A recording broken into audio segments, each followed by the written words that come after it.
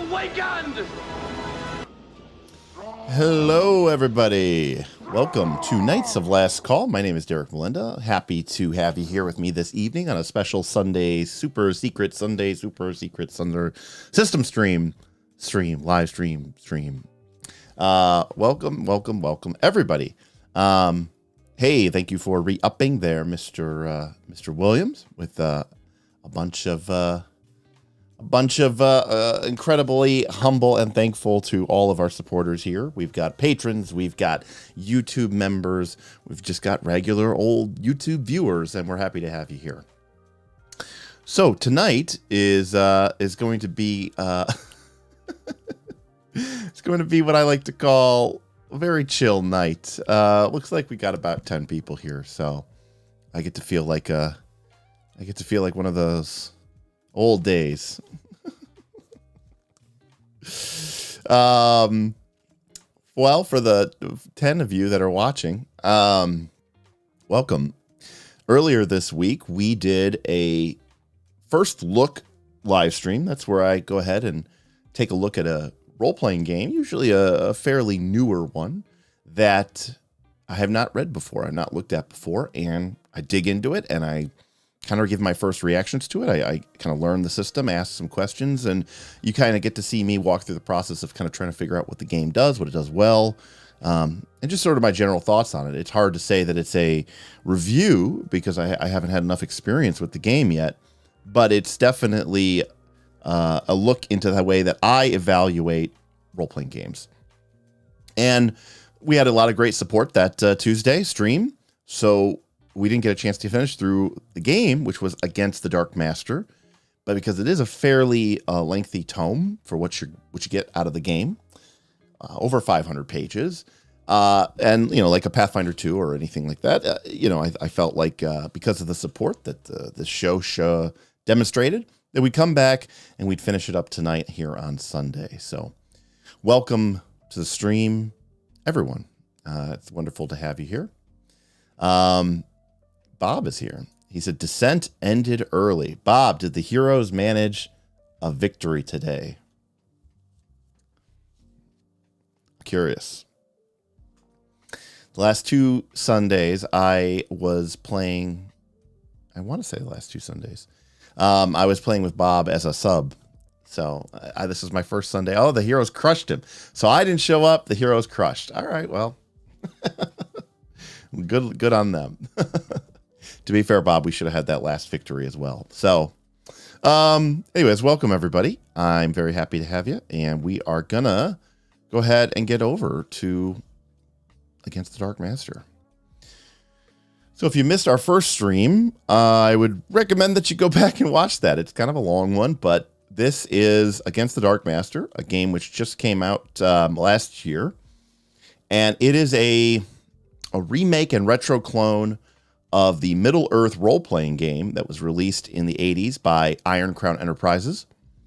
And they've done some additional work to it to sort of maybe modernize it a little bit while maintaining some of the elements which made the game sing. And last time, we went through Book 1, which covered all the basics of creating a character. And that's everything from what your race or ancestry is. This game calls it a kin. You get a culture, which can influence your skills, a vocation, which also influences your skills and your magic points, skills, backgrounds, your passion and drive, which is a very narrative-focused mechanic about what your character cares about and what they're adventuring for. And we talked a little bit about how you resolve your actions in Book 2, as well as how the distance, traveling, moving phases work. The game has a fairly complex journeying system, because if you've watched, movies like Lord of the Rings or you've read the books, you know that traveling overland is a big part of these games. So that's where we got last time through chapter 13. So for tonight, I really want to focus just very quickly on the equipment. Then I want to dig into the nitty-gritty of combat, and I want to dig into the nitty-gritty of magic, which we kind of skipped over last time. And so I do want to go back to chapter 12, chapter 15.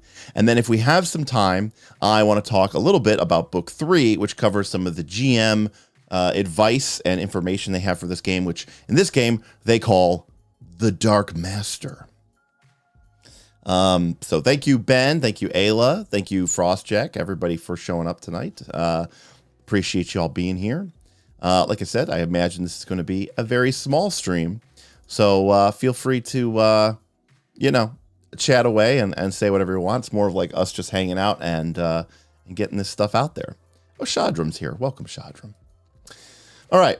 So let us start with, let's just take care of magic here real quick. All right. So, magic. And now we know that through the character creation process, your character was earning these MP or magic points. But we really didn't get into what or why or how you might use them or how they're used at all. So this is our opportunity to sort of to dive into that a little bit. All right. So magic is, it's elves and primordial spirits, and we all get that. The ability to cast magic spells is represented by special skills called spell lore. Okay, so it's tied to their skill system. It's a single skill that must be developed separately from other lores and gives you a specific knowledge from a school or branch of magic. Thus, each spell, it seems, is its own spell lore skill. Thus, a character developing the Eldritch Fire spell lore skill will learn to control the power of flame and nothing, or flame and fire, but nothing about enthralling their enemies or talking to animals, as these are covered by other spell lore. So the idea that your character is going to have this encyclopedia of spell abilities seems fairly unlikely. So they give some examples here of some common spell lores that your character might learn or master. We've got things like detections, eldritch vision, eldritch wars, chanting, sounds and lights, all that other stuff. Now, these spell lores themselves are made up of different spells, okay, organized into weaves. So we could think of these spell lores as sort of being like schools from our traditional D20 view. But within those, we have, the specific spells that make them up. We have Wall of Fire, Burning Hands, Fireball. I mean, we don't know exactly what they have yet, but the idea is that we have several different types of specific mechanics. So it's still somewhat Vancian, maybe not in the spell slot sense, but in the idea that we have this, these specific spells that we've learned. It's not like this sort of generic shaping magic to do whatever we want them to do. And lastly, these are organized in weaves, and weaves seem like they're equivalent to spell level. First weave spells are simple tricks and cantrips. 10th weave spells reshape reality, the mark of a true archmage. Welcome, Ryan. Nice to have you here. Howdy to you as well. So, as with many other skills, a spell lore's total skill bonus is influenced by one of the character's stats, and we saw that during the character creation process. So, for example, Xanthrith has 5 ranks in the earth mold. Earth mold, not like fungi, but like shaping. Could have called it earth shaping. But anyways, skill. This means he knows the first 5 spells in the earth mold spell lore, which is Weaken, Harrow, Power Crystal, Earth Wall, and Rock Shards. So that seems pretty simple. Characters have to follow certain restrictions when learning new spells. Sounds like it's not as easy as just leveling up and doing all that stuff. Common spell lores are open to all vocations, even those that do not get development point in the spell lores categories. So you could kind of multi-class into this kind of wizard casting by just taking the skill, it sounds like. You have to use your DPs from other categories to buy ranks in these skills, but only for the common spell lores. But no matter what you do, you will not be able to cast a spell over the 5th weave unless it's tied to your vocation, your class, or your kin, your race. I like that. It's a nice way to give people access to magic, even if they're not necessarily a quote-unquote spellcaster. Vocational spell lores are tied specific to the class that they came from, and kin spell lores are tied specifically to the race that you came from. So I kind of like that. So we got here, example, being a warrior. Astares has no vocational spell lores, but as a star elf, he has access to his elven lore and spell songs, and he can level them up because he's an elf. So that's pretty interesting. During character creation, those DPs can be spent to develop any spell lore that they have access to from your vocation, your common list, or your kin. And when you level up, you may continue to develop spell lores that you already know. Oh, but you cannot develop new spell lores unless you found some way in the fiction, they don't say that, but I'm adding that, to learn them during their adventures. So you can't just spontaneously start learning earth magic or fire magic just because you leveled up. We assume that your character already had a teacher before starting the game, and that's why you can continue to sort of advance as you go through that. But once the game starts, if you want to learn a new spell lore, you are going to have to find a teacher willing to pass on their knowledge, a magical grimoire or tome that will describe it and sort of be a source of knowledge for you. Very cool. It's a little, it's very simulationist, but I actually like that rule a lot. All right, so we get to magic points. And this was the question I had from the very beginning of this game, which is, what is the rate at which you can use magic in this game? Is it like our traditional D20 game? You can cast a ton of spells all day, every day, go to sleep, wake up, rinse, repeat. Just do it again. No cost, no muss, no fuss. Let's see here. Knowledge of magic is not enough. We have to possess the will and force to empower these words with to bend reality to our whims, so we can empower them. And this is represented, this ability, this willpower, this force, by this amount of magical energy is represented by a value called magic points, MP for short. Each character has a certain number of MPs determined by your level, your race, your class. And in order to cast a spell, you have to spend a number of MPs equal to the weave level of that spell. So a first weave costs 1, a second weave costs 2. Seems pretty simple. So all goes all the way up to 10.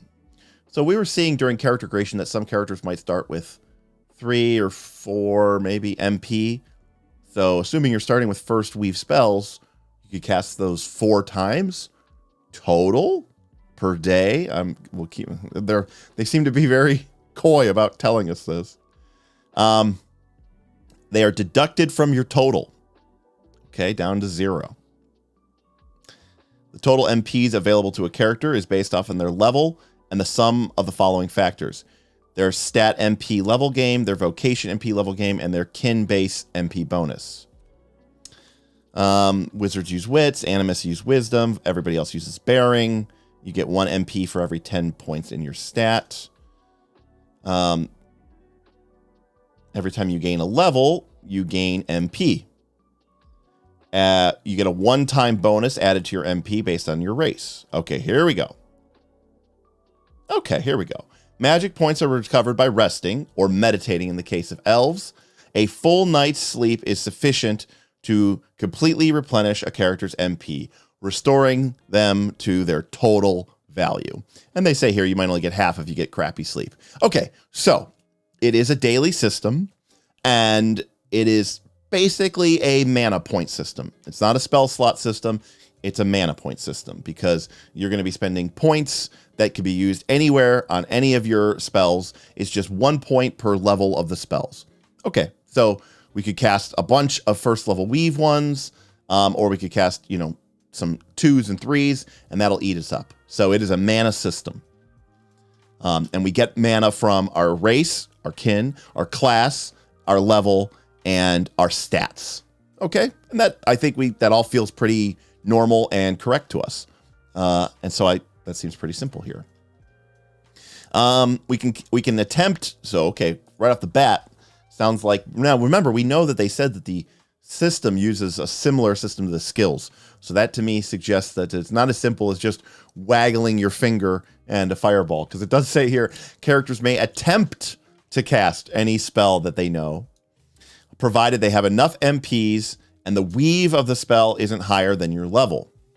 So if you were a 4th level animist, it's kind of like a druid, with 5 ranks in chanting.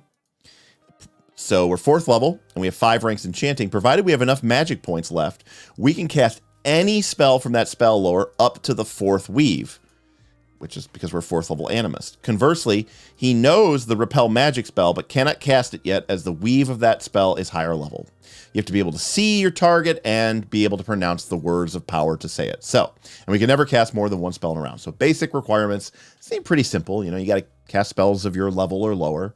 And that makes some sense here. Now, we don't really know about how combat works here, but you do have to cast it, and you can keep concentrating on a spell to keep adding +10 to your bonus to your roll, up to a maximum of +40. So again, spells seem like they're a little risky. You have to cast, you know, you're going to cash in some of these MPs to cast it. So if you spend more time casting it, say outside of combat, then you can continue to gain a bonus to that D percentage roll.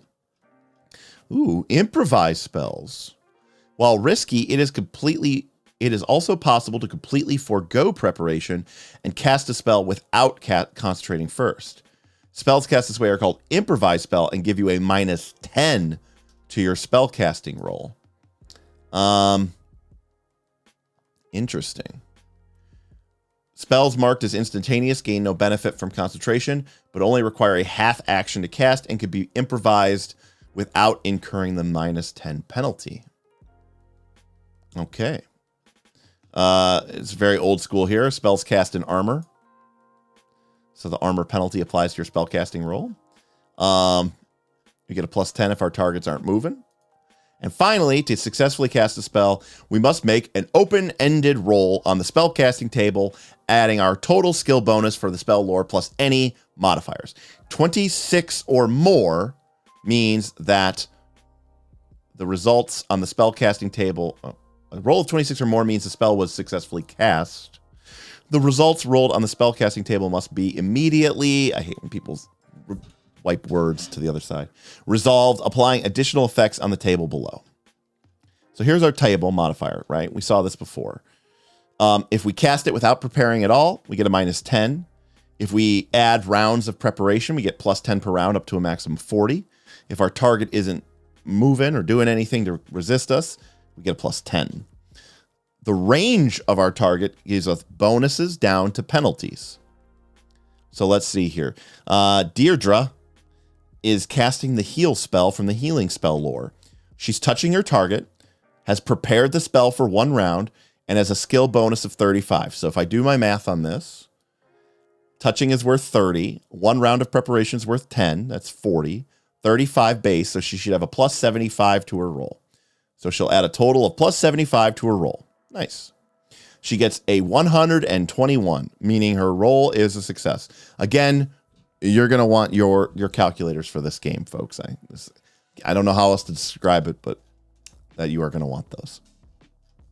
We got a little bit here about area of effects. Yeah, what if my target doesn't want to get hit?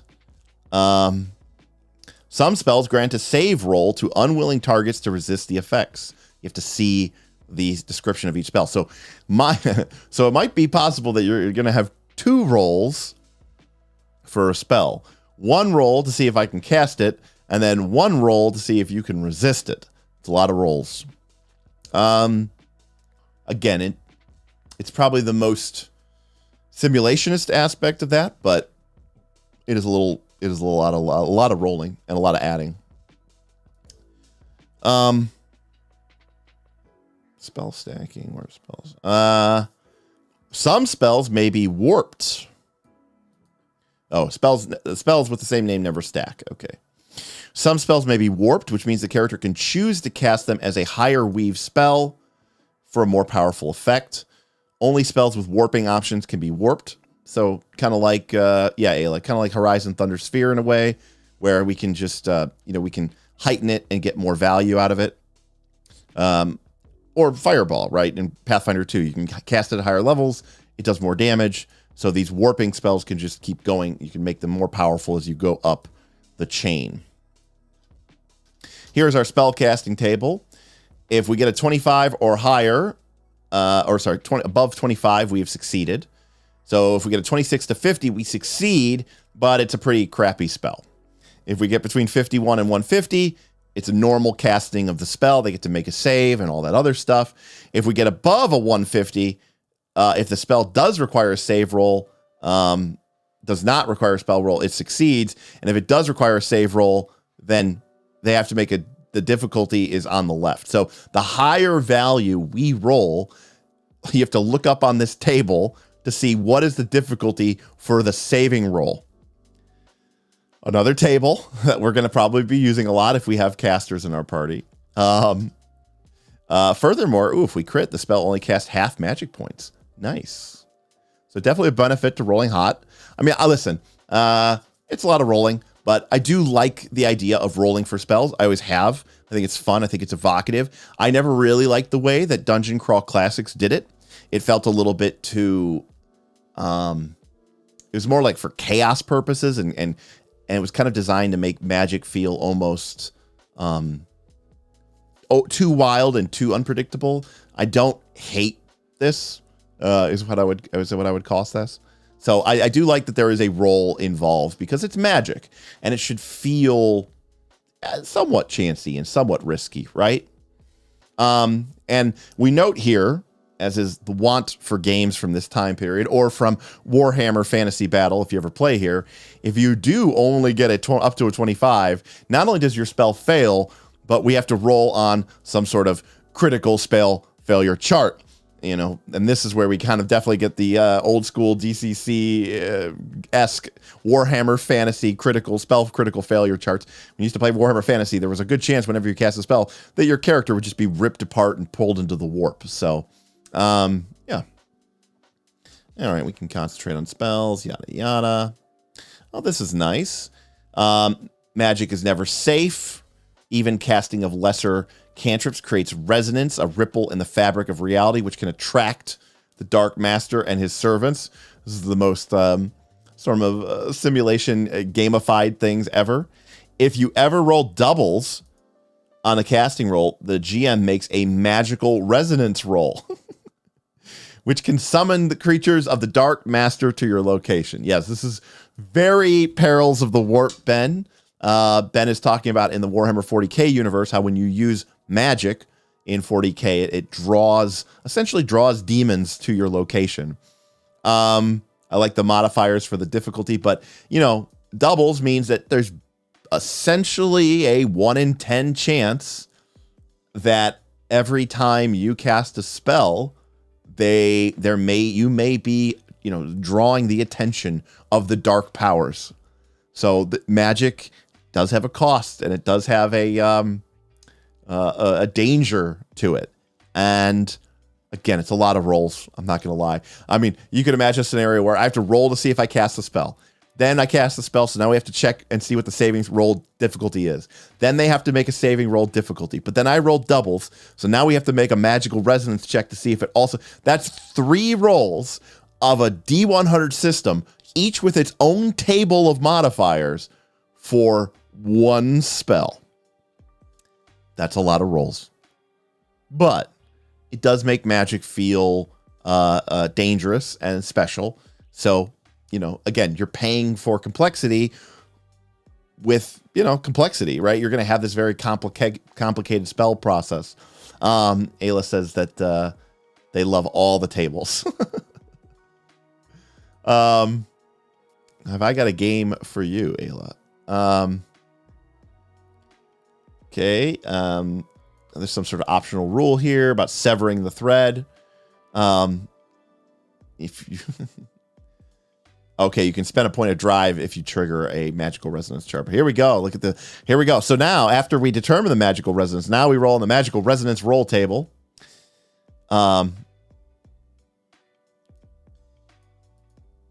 okay. So you can only assault them if the spell weave was 4 or higher. But But you know, you could draw the Dark Lord's attention. They could pursue you. They can send their Nazgul after you because they've learned where you're located. You know, hey, what's up, London? Yeah, Shadram. It gives a very Lord of the Rings feel rather than spamming Electric Arc. Absolutely. This is a much heavier simulationist game than a game like Pathfinder 2 or 4th edition, which definitely has a more game-oriented approach, right?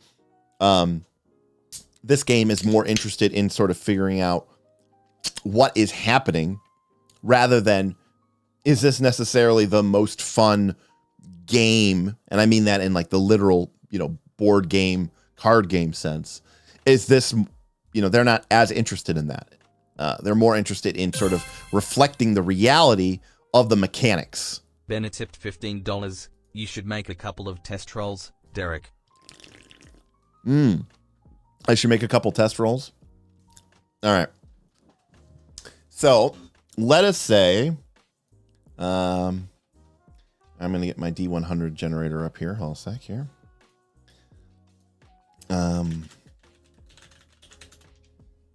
Okay.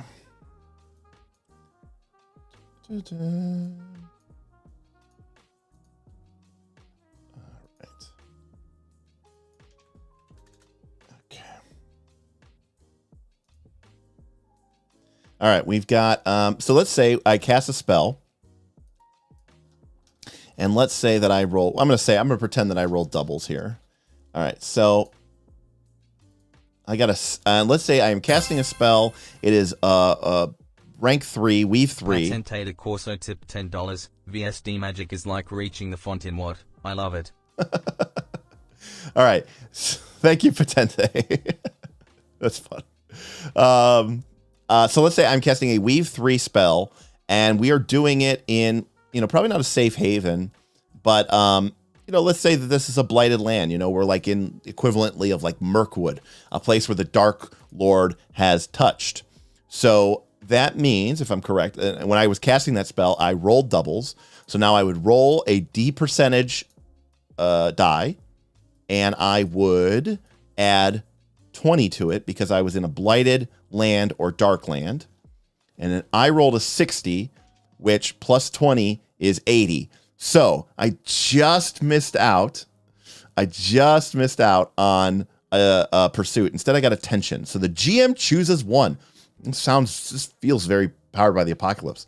The Darkmaster becomes aware of the general position of the caster and will send agents and spies to investigate. Or the caster is plagued by a terrifying vision by the Darkmaster and becomes stunned. Yeah, I think Ben said earlier, this feels very like Pippin using the Palantir and or Aragorn even using the Palantir, and that feels so awesome. I like that this table saves these, like, to me, I'm going to use some Powered by the Apocalypse terms here. These all feel like soft moves, right? They set up future bad. You know, and, Apocalypse World calls it announce future badness. So these are all sort of announcing future badness, right? It's not a hard move. Instead, the party immediately being into trouble is essentially saved for the highest rolls, and only if you're actually casting magic that, you know, on the scale of things of the universe is more powerful. And so these are hard moves because now this isn't just announcing future badness. The badness is here, right? You know, this person, like, again, this is very PPTA-ish, right? Like, you get to, this is the move. The move here is the GM puts you in a hard spot. The GM gives you hard choices. You may not like them, right? You fall to the ground, unable to act for D10 rounds, and must choose between losing all of your remaining MPs or answering truthfully to a question the Dark Master asks in your mind. Again, straight out of Pippin, you know, messing with the Palantir. But I love the choice here. And the other thing here, which I like about this table, and this is something I do in a lot of my random encounter tables, you'll notice that the lieutenant, well, I should say these things here, I only get an assault on 91 or higher. I only get pursuit on 81 or higher. I'm rolling D percentage, right? Let's go look up here. If we are in a safe haven, or if we are casting healing magic, we get a minus 20. That means if we're in Rivendell, or we are casting magic of life and beauty, we are going to get a minus 20 to our roll. That means that we could never generate pursuit or assault or lieutenant if, say, we were casting magic in Rivendell, in our safe haven. Furthermore, if we're casting healing magic or elven magic in a safe haven, or all this stuff, right? Like it could be a minus 50. So even on a 100, the highest we could ever get is just awareness. Furthermore, the lieutenant, where, they send, the Dark Lord's right hand, servant after you, can only happen on 101 or more, which means you specifically have to be into one of the categories that generates a bonus, like being in a blighted land or casting an attack spell or a dark magic spell. So there's sort of a known quantity here. Oh, Ben's pointing out, if you roll, okay, you are right, Ben. There is always a chance that you could roll 100. You are correct. I forgot about that it is open-ended, but my mistake. But I'm saying for the most part, and that does make it random, and that makes it a little bit scary. But for the most part, you are never going to generate something like a lieutenant unless you happen to roll absurdly high, and you get that open-ended roll, Ben. But unless you are using these modifiers to push it over the top.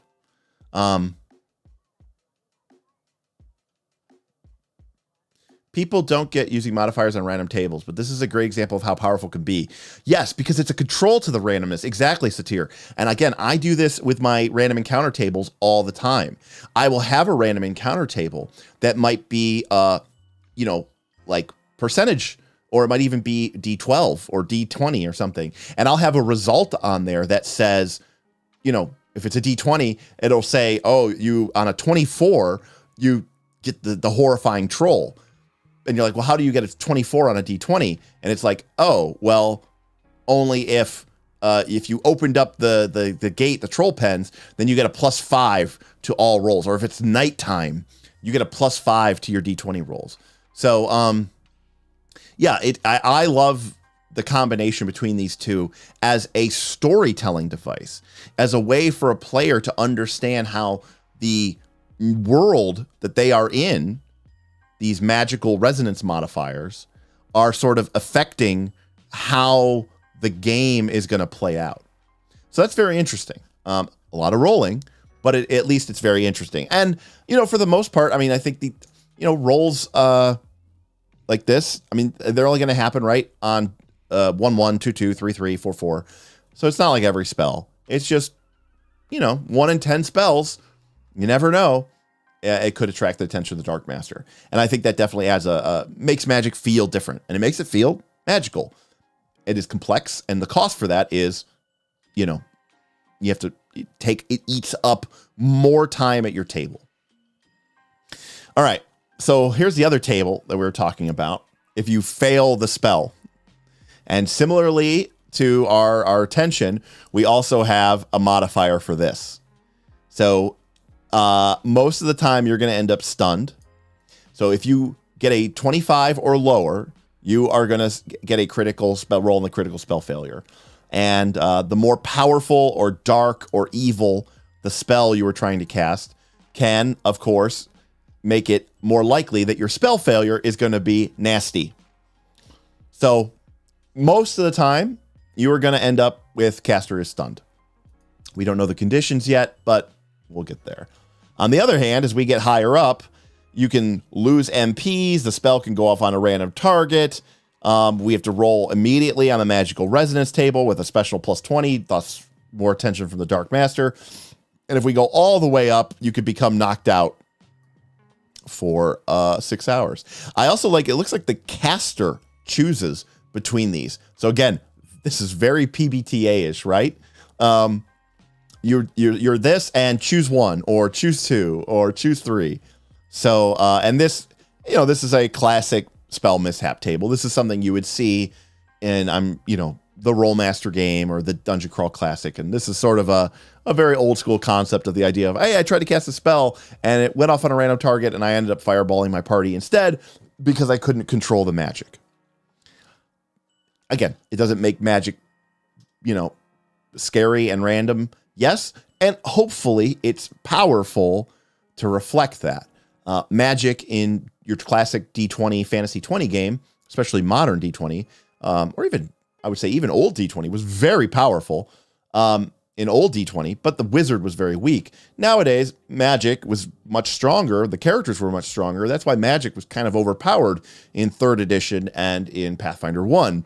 And then in Pathfinder 2, they tried to fix that by realizing, casting spells is pretty much just like attacking at this point. We shouldn't make casting spells as powerful because you're not really paying a price for all that power. So, all right, overcasting. So everything that we said before about not being able to cast higher level spells than us might not be true. We cannot usually cast spells of a weave higher than our level, even if we can buy ranks higher than normal. However, Animists and Wizards, so this is unique to the two sort of spell casting vocations, being true masters of the mystical arts, have the ability to overcome this limit, albeit only under certain circumstances. This is overcasting. All right, so we have to have enough ranks in the skill to be able to cast it, and we have to have enough MPs. So even if we're only level 4, and we want to cast a level, 5 or 6 spell, which normally we could not do, if we have 6 MP and we have 6 ranks in our spell lore, we might be able to cast it. So this would be like, a 5th level sorcerer or wizard casting Cone of Cold or, teleport or something crazy, right? Seems pretty powerful. So we have to fulfill one or more of the conditions. And looks like our conditions are sacrifice, celestial alignments, and magic rituals. So 2 or more spellcasters can choose to cooperate, pooling their magic to allow one of them to overcast. So the idea is that we can kind of combine our power and cast it together. So everybody has to participate. Everybody has to concentrate. Everybody has to add in. Oh my gosh. PDFs are horrible. Oh my God. I saw a flow chart. Now, of course, the difficulty will be higher, but this seems like this is the most somewhat reasonable. Also, if they suffer the spellcasting roll, you all spellcasting. But so okay, seems like this is pretty straightforward. It number higher equal to the number of participants. Okay. Sacrifice. Alternatively, you could sacrifice from yourself. You can spend a point of drive and choose a number weaves by which you want to overcast. For example, each weave beyond their level, you will take 1d10 plus 1 soul damage. This damage cannot be healed by any spell, but the GM can rule that it can be healed through the use of special herbs or magical means. Characters having their body skill reduced to 0 less in this way are completely consumed. So this is special permanent damage. Let's see here. Yes, Gandalf overcasted when he broke the bridge in Moria. Yes, very much so. I agree. Group casting is very cool. It's a common trope that we've seen in many fantasy spellcasting systems, like Wheel of Time does it. Yes, exactly, Ben. Linking to make a circle. Yeah, so very, very common to see that. Okay, so classic. We can sacrifice drive and then take permanent damage, and we can overcast our spell.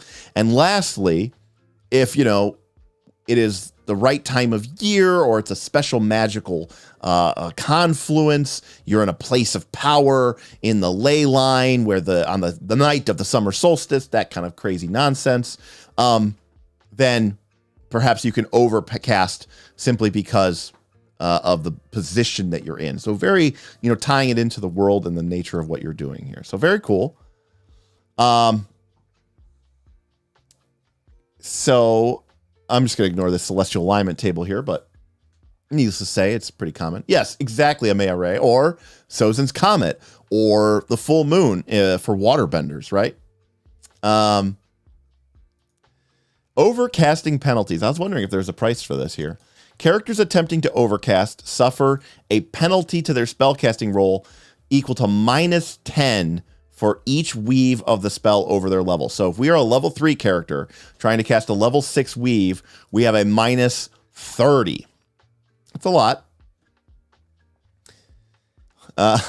Wise spellcasters avoid overcasting in all but the most direst circumstances, not only because of the difficulty, but also for its consequences and side effects. First, overcasting is a show of arcane power that's bound to attract unwanted attention in the form of magical resonance. Overcasting characters must always roll on the magical resonance table. Remember, that's the table that sees, does the Dark Lord get a glimmer of what we're up to? With a special modifier of -30 with +10 for each weave of the spell over their level. Interesting. So, okay, so if you overchannel by a little bit, you're still rolling on it, but it's not, you're actually at a net penalty. But if you try to go way over, it starts to become too high. We're on page 136, I think, of the PDF, Entheo. Moreover, it is very taxing. If we even do this, we have to make a toughness saving roll with an attack level equal to the weave of the spell. And if we fail, we become weary. And we know that from the traveling rules, being weary sucks. And if we're already weary, we suffer damage equal to our bruised value. So it's going to hurt us. It's going to draw attention. And it's also tough to do. So we're likely to fail. So it is obviously a very much a Hail Mary attempt. And, just in case you got confused by anything, here is a flow chart about whether or not you can cast the spell. So John says, really liking the epically narrative nature built into this game from the ground up. Even if there is a lot more rolling, it seems worth it. John, yeah, I think that's a great example. And John, this is kind of what I talk about when I talk about games that are designed towards a specific purpose.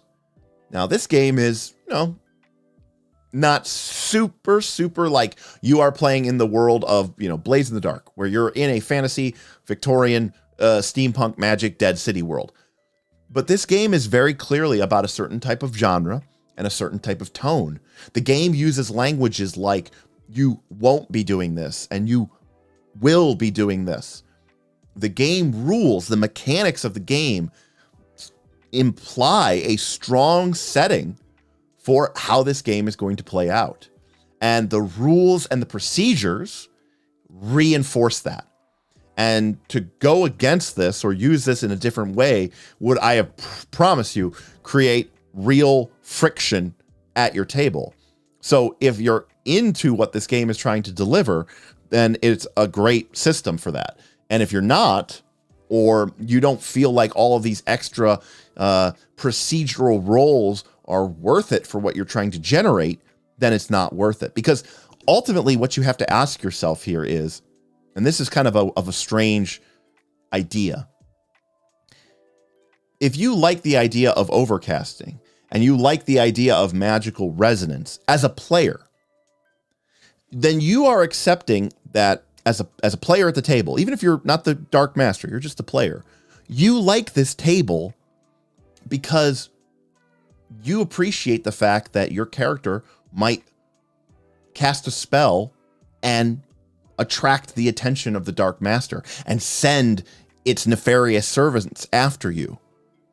Of course, as a PC or as a player who's trying to win the game, you would never want that, right? Like your character in the world doesn't want the attention of the Dark Master. And certainly, if you're trying to beat the game and check all the check boxes and get the complete clear, you don't want anything distracting you or problematic you, or distracting you from that. But this table is, even though it looks kind of simulation-y, it's actually kind of narrative. Okay? It's a narrative tool.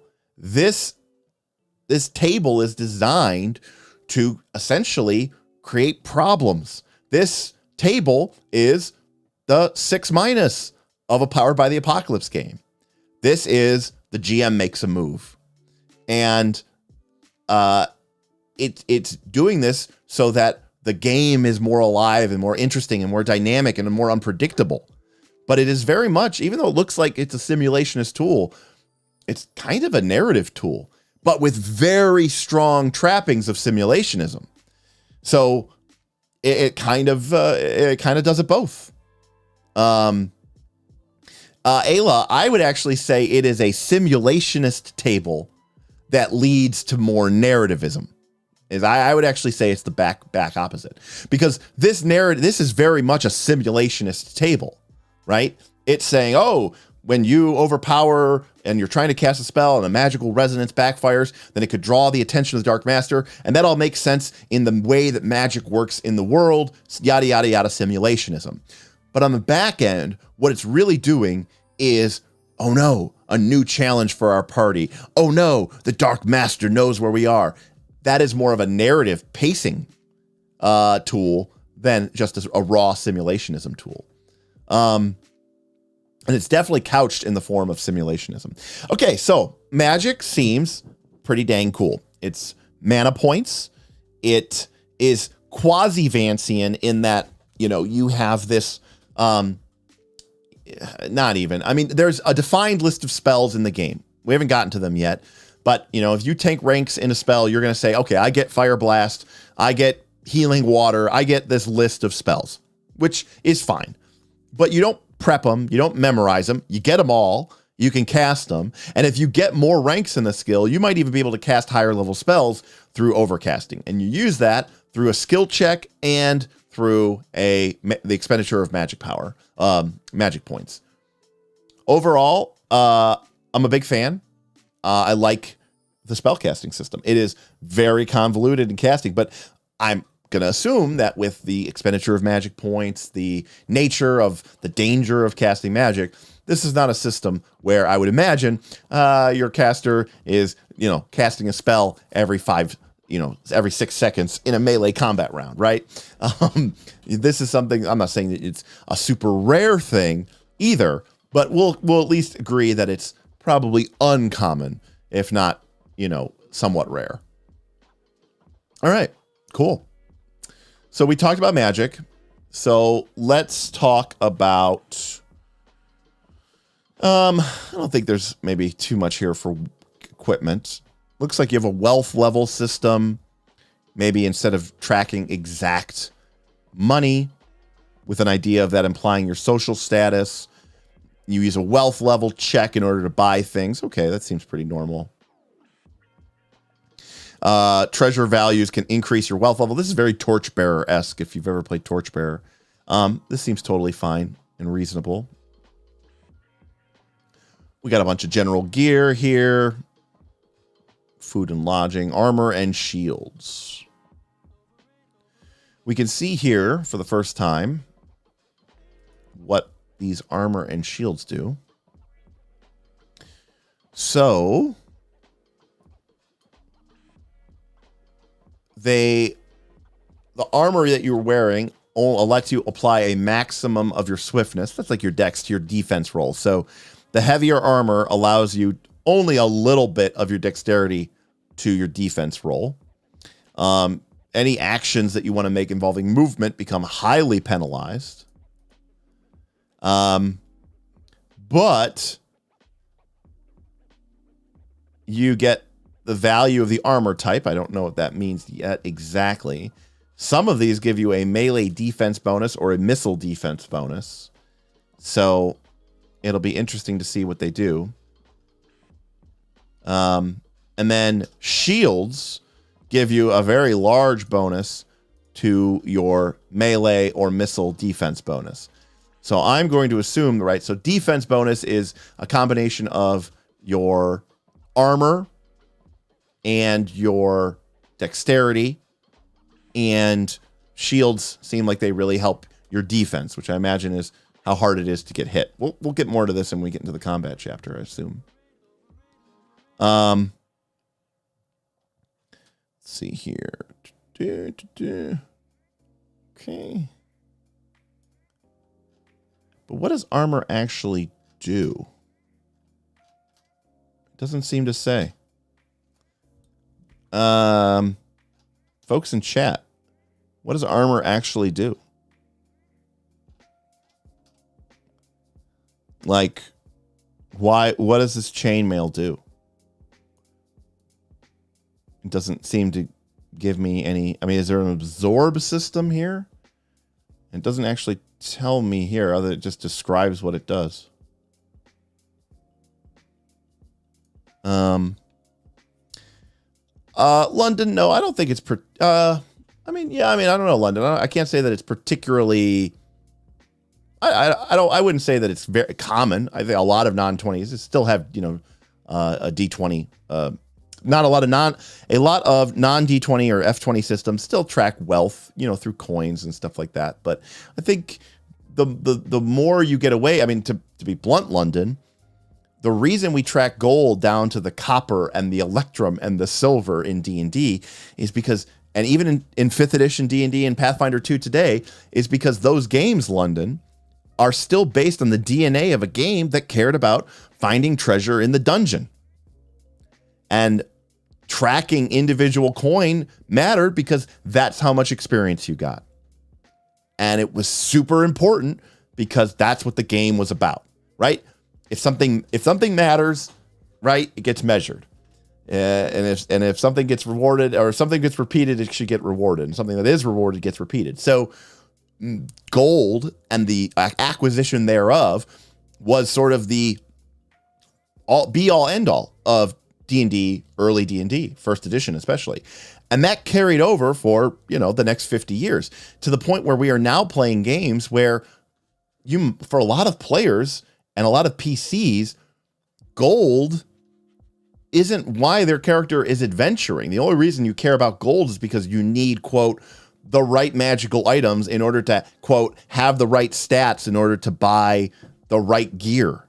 And there's a disconnect there. Like, why are we tracking all these gold values if we don't even care about treasure and wealth and becoming powerful? And even if my PC cares about it, why do I as a player care about it? I used to care about it because it's how I got experience points, but that's not even what I do now. But I have to get gold because if I don't get the right gold, my character will be underpowered and I won't have it. It's very silly and stupid. So I think any game system that says, our game's really not about becoming, is not about mercenary mindset, or it's not about acquiring treasure in the dark, then yeah, I mean, it's probably gonna do away with it, or at least abstract it. And I think that's for the better because you're already making enough complicated rolls as it is. Why are we tracking individual coins as well?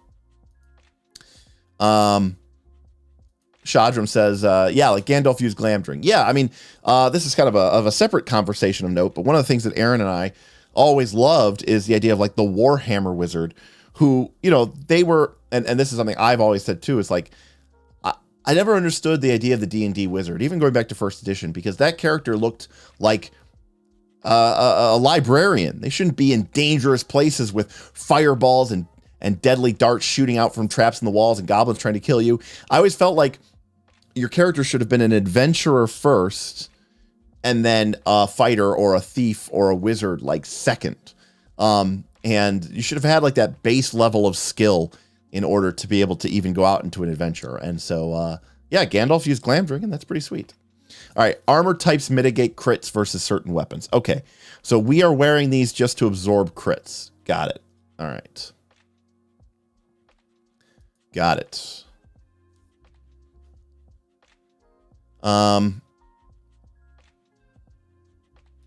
Null Inquisitor. Yeah, that seems to be what people are saying as well. All right, let's move on then. Good stuff. Weapons. This is about as long of a weapon list as I want. In fact, I would say that this is the perfect length. Does it go to the next page? No. This is the perfect length for a fantasy medieval game in weapons. You should have this many weapons. This is perfect. Like, this is the exact right number. We don't need more than this. Less than this, people could feel like, oh, I want to have some distinction between my weapon types. This is the perfect amount of weapons. Well done. So we got a clumsy range, the length, what attack table we roll on, what the highest result we can get, the primary crit table, the alternate crit table, the base range, and any qualities. Okay. Just real quick, I want to read these just so we know what's going on here. Hands, one or two-handed, okay. Ooh, while wielding a two-handed weapon, no more than half of the total CMB, combat bonus, can be used to parry incoming attacks. So two-handed weapons, not good at parrying. Okay, good to know. What skill bonus is used to determine your combat bonus? Okay. Blades, pole arms, we saw that in the skills section. Clumsy range, the range in which the attacker fumbles the weapon when attacking. We're going to get to this when we get to this. But I'm going to say it right now that I actually will have a problem with this when we get to this part of the game. Fumbles, that is. Length is used in the tactical round sequence. I like how everything has to be updated. Oh, we already have a TSR. So now what? Is there a TRS? Oh, all right. To determine who gets to act first. Generally, longer weapons act first. Okay. Max is the highest you can get on the roll, aka heavier weapons can get a higher roll and thus can do more damage. The crit table that you roll on, the base range if it's ranged. Okay. And then we get some qualities here, backstab, mighty. All right.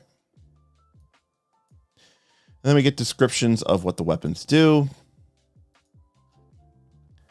Okay.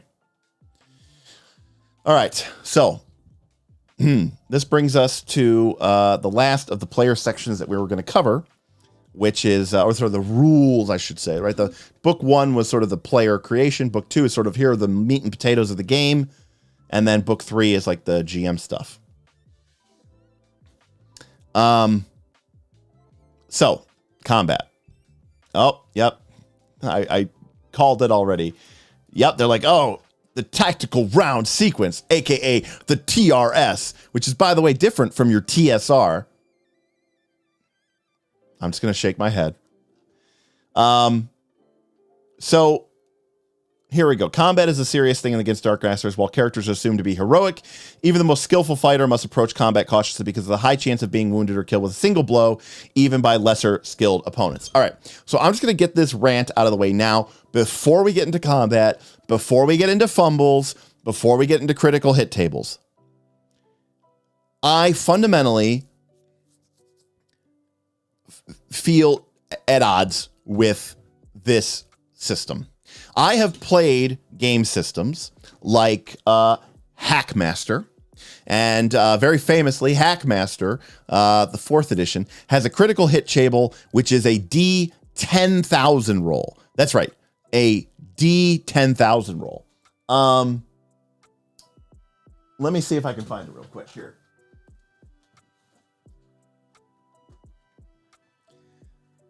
So this is just one part of the Hackmaster critical hit. This is Hackmaster 4th edition.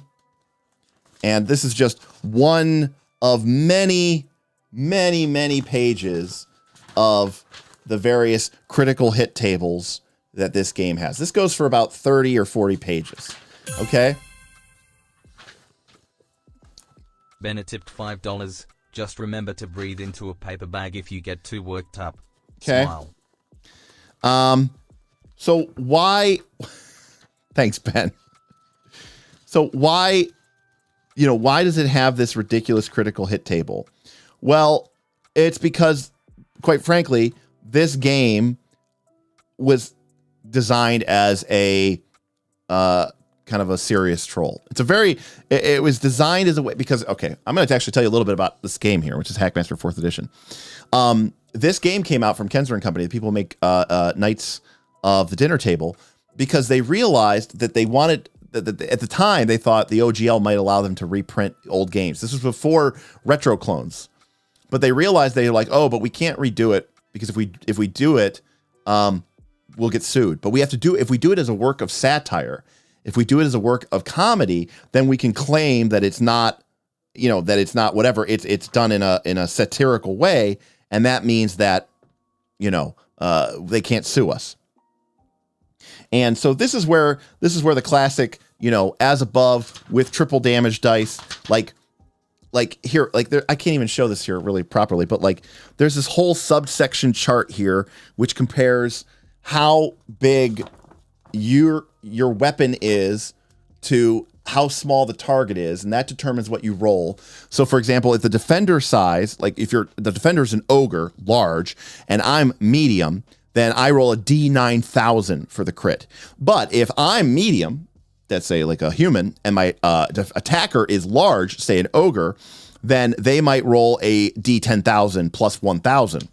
Then you get, like I said, when you get into the tables, there's just this absurd amount of detail here, with all of these different sub things where it's like, okay, you're attacked, you get hit at the inner joint of the elbow, and you take 8 times damage, and you get A2WS, which is like a -2 to attack penalties and a minus. Okay, they made all this because they were trying to make fun of it. They were making fun of Rolemaster and Merp. They really were. And they have different tables for slashing weapons, for crushing weapons, for puncturing weapons. Here is the skeletal critical hit location chart so that you can properly determine which bones were broken when you were critically hit. There's also the vital organ damage. Oh, here's the muscular system breakdown table chart. And by the way, they have the same, they use the same kind of title where they're like, this is the MRS table, right? The muscular response system table. And then they, capitalize it. And here is your vitals, in case you get hit in the guts or something like that. And then beyond that, here is our D1000 fumbles table. Now they added this to this game because they said nobody should take this game seriously. And that is my fundamental problem with critical hit tables and fumbles. They make me not want to take the game seriously, because when I think Lord of the Rings or I think Wheel of Time, which this game has been trying to emulate, and it said so in the very nature of the game, from everything from, we have these drives and these passions, this heroic journey, this idea of this game being progression. And you think about a movie or a show like Wheel of Time, or you think about Lord of the Rings, we don't, and the way I imagine it is this is how I imagine this game before we even get into it. And they quote these as sources going into the game. You imagine this beautiful shot of the Fellowship of the Ring moving through a forest, right? The hobbits are kind of laughing and playing. Boromir is looking around. Aragorn is kind of keeping his eyes out, as is Legolas. Gimli is telling a dwarven story of why elves suck or something like that. There's a beautiful swell of orchestral music from the, with the, maybe elven voices. Howard Shore is playing this beautiful entourage. And then all of a sudden, just like, dun, dun, dun, dun, dun, and then all of a sudden, vroom, you see like a javelin just come out of screen and just hit one of the hobbits right in the chest. Blood sprays over the other hobbits. He falls down, just blood spraying out of him, grabbing at his guts. And then all of a sudden, power metal starts, jamming. Electric guitars come wailing in. And then orcs are swarming in and they're just hacking people's bodies apart. Orcs are getting flung all over the place. Aragorn pulls Pippin's intestines out of his dead body and uses it to, choke out and grout an orc. And by the end of it, 5 members of the Fellowship are dead, and then 2 of them that aren't dead have lingering neurological damage and wounds. And also, Boromir died because he tripped while trying to swing his sword at somebody, and he fell on a branch and it impaled him through his neck. Now, if that's, I don't know that that's a genre of game. But apparently you do. And I was talking to Smith about this just this past Friday. We got together to play our Lord of the Rings game. And hey, it's a super chat from Boothby. Supporting the first look content to see that some games aren't for my group. Although this may mean my Dark Master, Archimonius the Acrimonious, will never see the light of play. Well said, Boothby. I think your group in particular, and that's okay. Not every game is for every person, and that is 100% okay.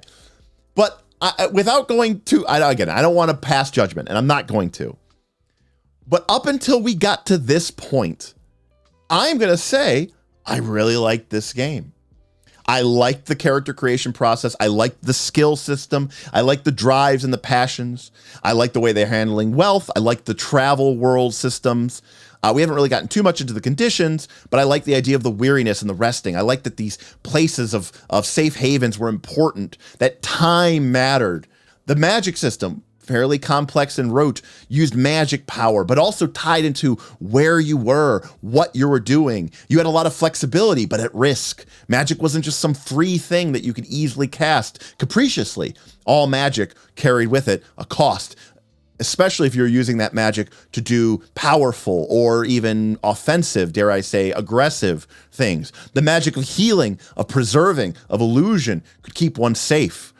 But any sort of magic of aggression, of power, beware, because it might draw the attention of, the Eye of Shaitan or Sauron. Awesome. And we have this idea, these fictional elements that they're trying to emulate. Wheel of Time, Willow, Lord of the Rings. And these are all epic fantasy stories that have a lot to do with, traveling and our heroes being bigger and bolder and braver than life. And I think back to a conversation that we had at very early start of this Discord. And it was about Conan, because at the time, a lot of people were reading the Conan 2D20 system. And 2D20 is a more narrative forward game. And the idea was this didn't really feel great for Conan the Barbarian, because Conan the Barbarian, it should be the game should be fast paced and kind of pulpy. And 2D20 is a little bit more of a slower, sort of take your time, almost academic type game. And so there's long been this idea that like Conan the Barbarian, you're like, oh, you should use, basic D&D or first edition D&D to play Conan the Barbarian, because that's very, sword and sorcery is very first edition basic D&D.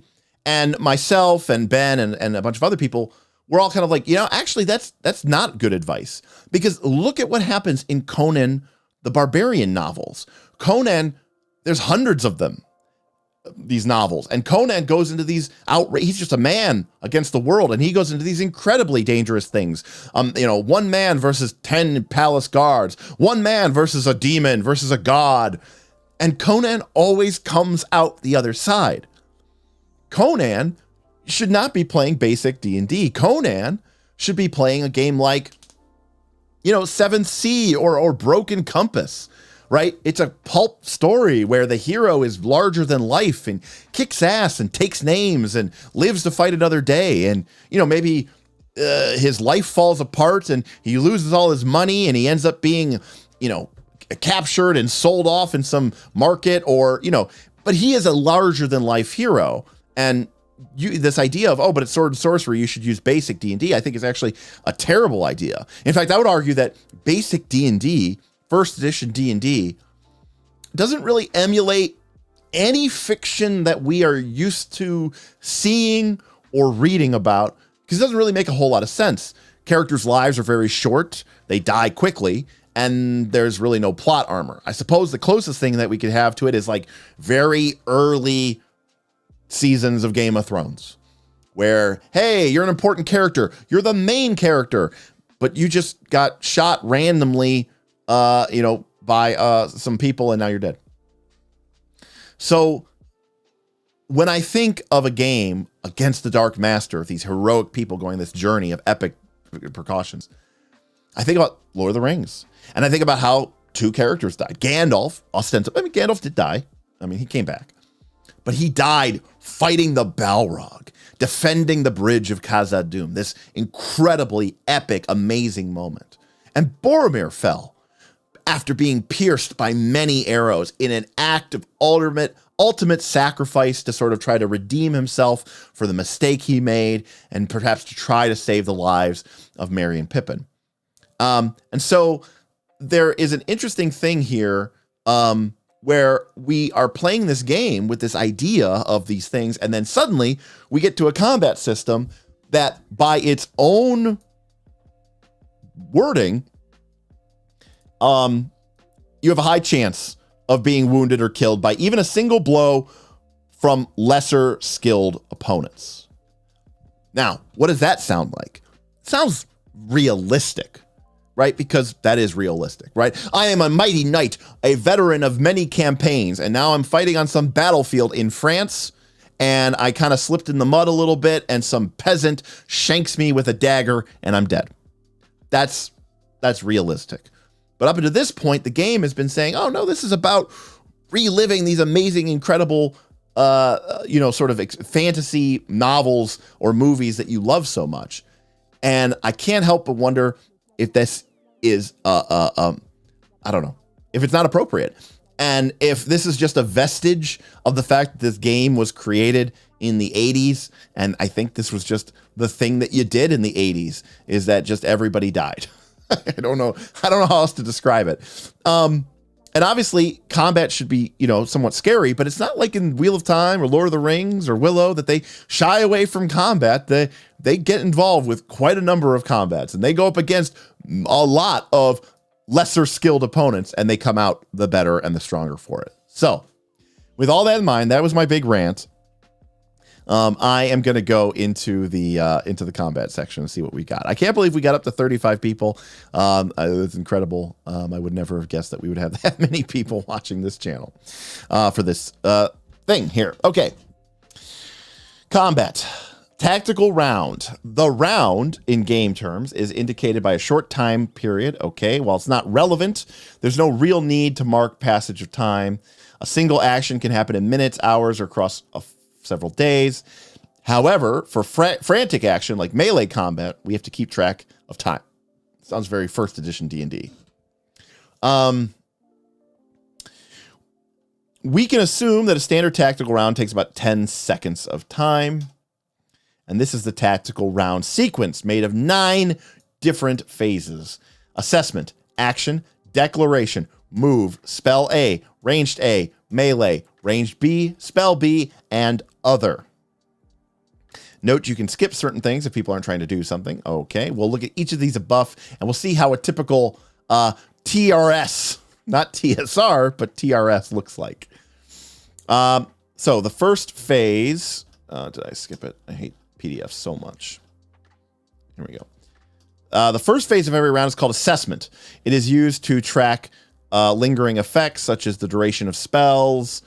Anybody that is confused or disoriented will have make a special check to see. Okay, so this is like start of round basic stuff. Okay. This roll is only made when a specific effect, like a fumble, demands it, or the GM deals it appropriate.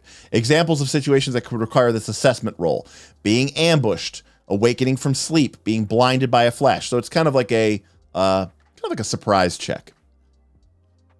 And if it fails, you cannot declare new actions in the following action declaration phase, or ADP. It doesn't say that, but it might as well. You can still defend yourself with parrying, but only half. Okay, so it's a surprise check. Okay.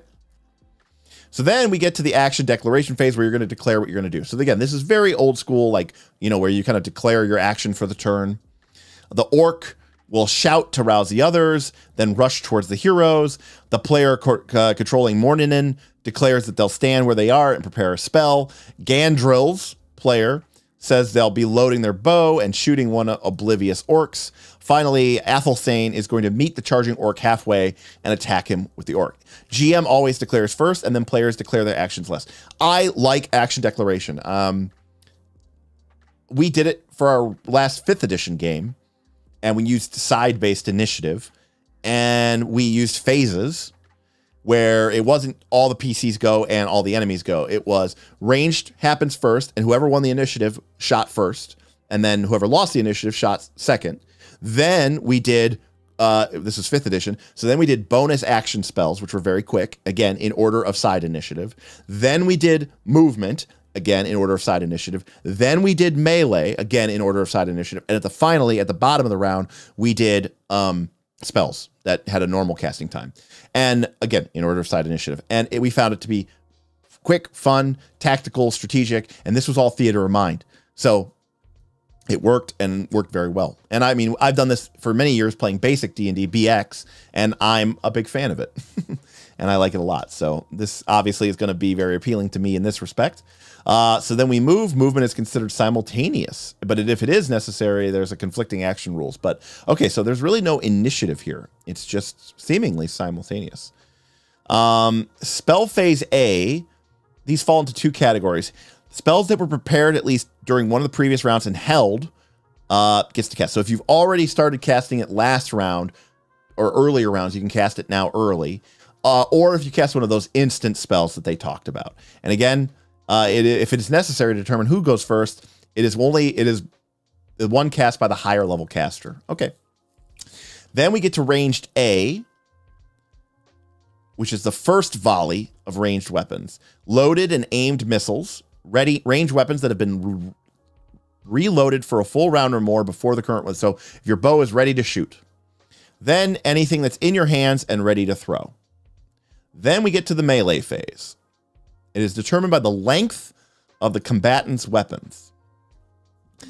So spears and polearms first, long swords then, and then daggers and wrestling last. That's interesting. If that's true, like every round, because like after the first round of combat, shouldn't it not matter as much? But we'll see. You get a positional bonus if you're flanking or attacking from higher ground. Of course, now I mean I wouldn't expect anything different here. We get a charge attack. It's an audacious lunging attack. You get minus 30 to your check, but your weapon is considered longer than it normally would be, so you might be able to attack first. And you can't parry if you're charging. So I mean it's called dashing attack, but it's basically a charge. And then second range phase is if you didn't have your weapon loaded or ready, you get to shoot again. And then finally, any spell that wasn't already prepared gets cast at the very end of the combat. And then finally, any other skills that weren't used get used here at the end of the phase. High ground should be plus 250% according to Star Wars. I have the high ground. It's automatic crit death. Crit remove most of your arms and legs, I think is what happens. Ayla, take care. Enjoy your game. Interesting. Powers and Perils did the same thing. Interesting. All right. So we get 3 different types of actions: full, half, and free. Full actions require most of your attention, leaving little space for anything else. Making a range attack or melee attack, casting a non-instantaneous spell, or moving your full movement rate. That's a full action. It applies in the appropriate TRS phase, and you can only do one of those around. Half actions are simple actions that can either be part of a more complex or can be easily performed, such as readying a weapon, drawing a weapon, casting an instantaneous spell, only moving a little bit. Half action may take place in the appropriate TRS phase or in conjunction with another half action or full action. So you can take a full action and basically another half action after that. But if you do that, you get a minus 20 penalty to any rolls involved. So we can move half our speed and then still make a melee attack, but we'll have a minus 20 to that melee attack because we spent some time moving and that disrupted our attack. Yeah, I like that. Again, very simulation-y. This isn't really making the game better, and it's not really a narrative thing. This is pretty much a full simulationist mechanic. In fact, I'm going to go out on a limb, and I'm going to assume that combat is pretty much entirely simulationist, with very little narrative or game elements in it. I'm going to assume. I don't know, but I'm going to assume. Where are we at here? Okay, here we go. Combining actions. So we can do a full and a free, a full and a half. We can do 2 halves with no penalty and a free. So, okay, as we said before, that makes sense. We can ready our actions. We can take multi-round actions, some things like loading a crossbow or scaling a wall. That could take over the course of multiple rounds. Movement needs to be tracked with more attention during combat. We must describe where the area is taking place, potential obstacles, lighting conditions, terrain. We suggest that you sketch a map of the battlefield to give at least everyone a sense of the situation. So they're kind of saying you don't need to use minis, but you should not go full theater of the mind. And they have a sidebar here about using zones that they are calling combat areas as a way of sort of abstracting the movement, which I like. I like that idea, but I think it makes a lot of sense. Could be as small as a tent or as large as a town square, but it's large enough that you can breach somebody in a single round. Okay. We've got modifiers for obstacles. And the way obstacles work is each meter of arduous terrain requires 2 meters. So 1 for 2. Okay. Makes sense. So we attack. The combat bonus, which inexplicably is called CMB. I guess there's an M in there. Okay. And again, this is one of those instances where it's like, well, we've had acronyms before in the D20 space called CMB, combat maneuver bonus. But anyways, to make an attack, we make an open-ended roll. So that's the D100 that can explode up or down, and adds their combat bonus to the roll and any applicable modifier. And then we subtract our target's defense from the roll. Now, remember, we saw before that things like having a high dexterity or swiftness can make your target's defense higher. Having a high parry or a dodge, I think, or something like that, skill can make your defense higher. Having a shield can make your defense higher. The final result of the attack roll is then cross-referenced with the appropriate attack table. We've got 3 pages to cross-reference here. And then we read the attack table. Oh, man, there's instructions on how to read the table. Jesus. If the final modified attack roll falls into the up to 10 range, the attack automatically misses, and if the unmodified roll falls into the clumsy range for the weapon, which we saw back on the tables, then it is a fumble. If it's a dash, it misses, nothing happens. If it's a 0, it hits, but does no damage. Good to know, I guess. They want to be very clear. You missed or you hit, but did no damage. If the result of the modifier attack roll is a number different from 0, for example, 7, that's the base damage of the attack, and that many points must be subtracted from the character's hit points. If the result of the modified attack roll is a number and an acronym, like 16 mod, then the number is read as the base damage of the attack, while the acronym indicates the severity of the critical strike to the target. And we saw that weapons also have a max result. Small weapons have a lower max result. You can't get as high of a result, no matter how well you roll with, say, a dagger.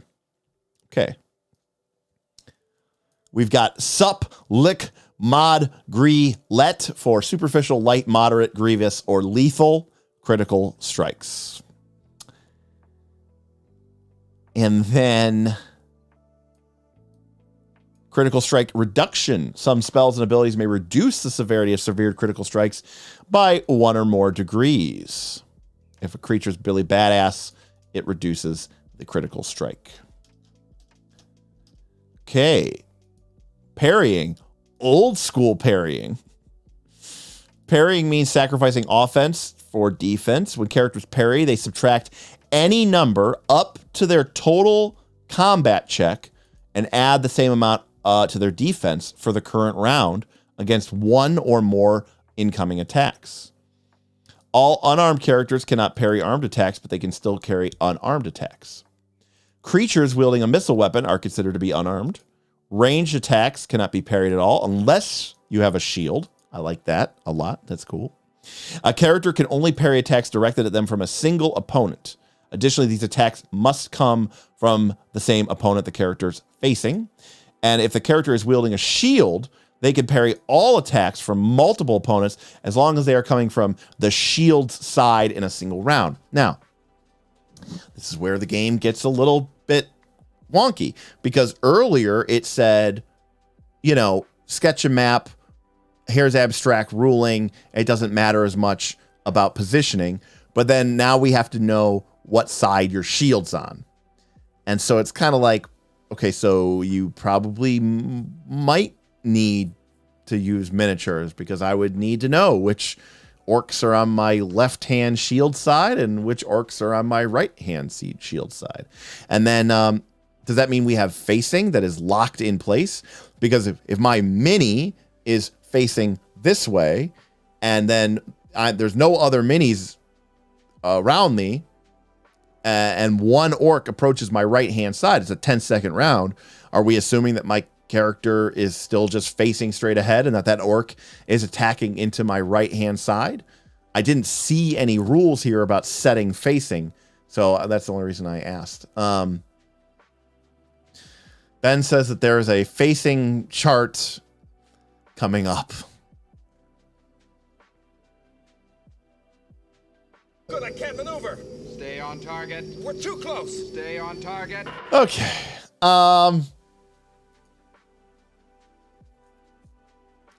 Okay.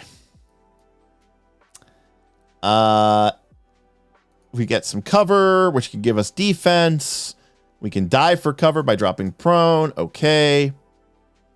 We are engaged if we're attacking. We cannot take movement actions unless we disengage or run away. I like that. If we try to run away, they can attack us, gaining rear attack bonus and all this other stuff. So running away is pretty tough. Range attacks use line of sight, attack distance, they reload.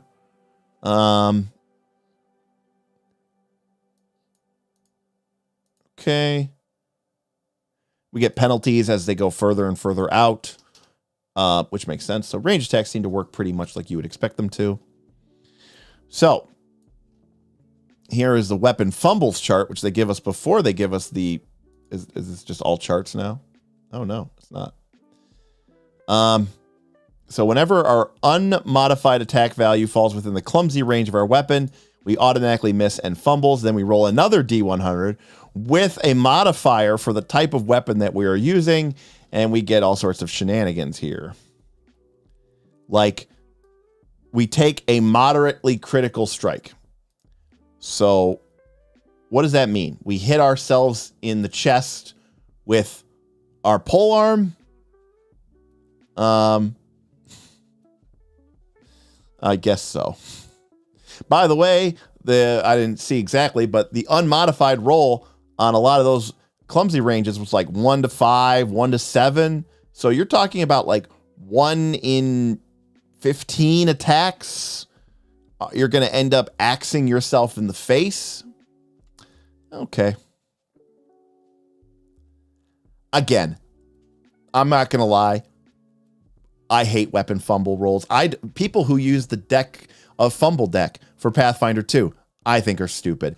I would use a game in which I would use the fumble deck. You know, the one where from Pathfinder, the one where you pull stuff out.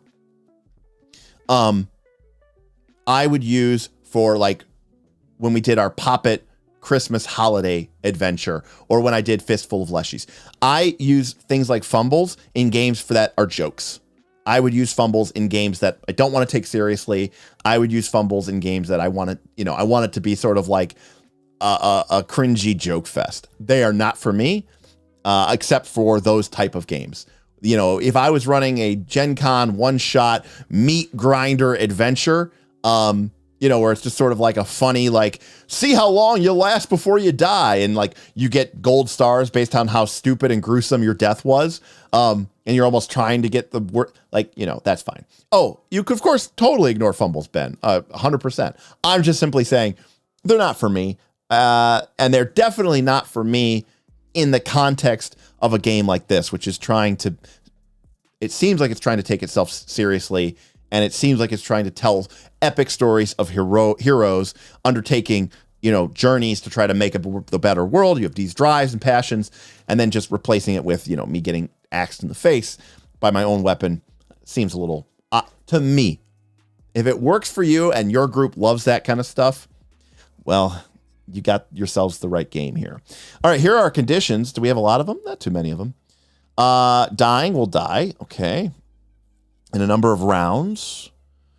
Engaged means that we're being attacked. We can't move unless we disengage. We know that. Frightened, if we fail our will saving roll, we cannot attack the object of our fear, and we must attempt to flee from it. Makes sense?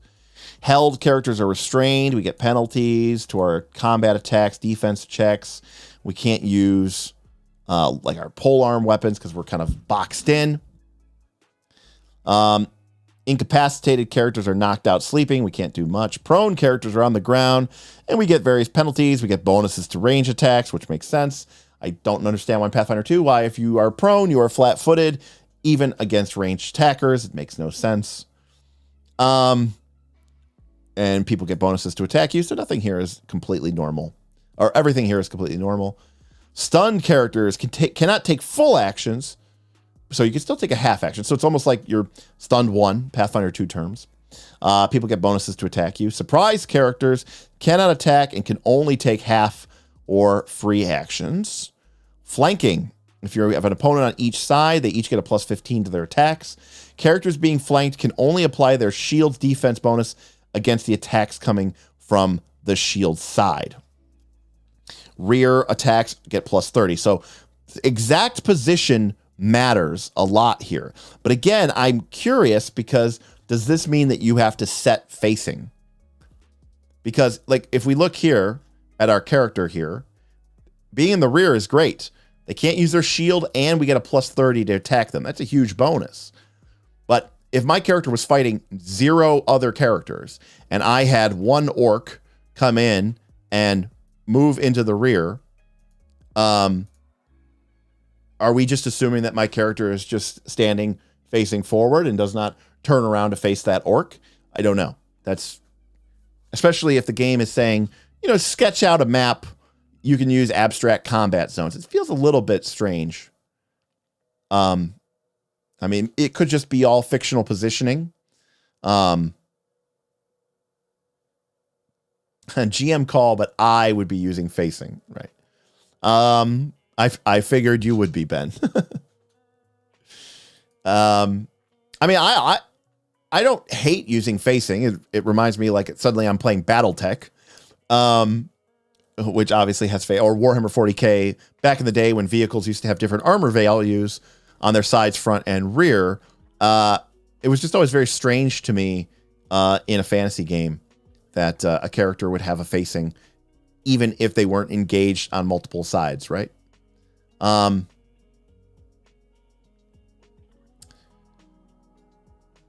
Weary characters move at half speed, can only take 1 action around, and cannot recover hit points or heal from bleeding. So weary is always sucks. We know that from earlier.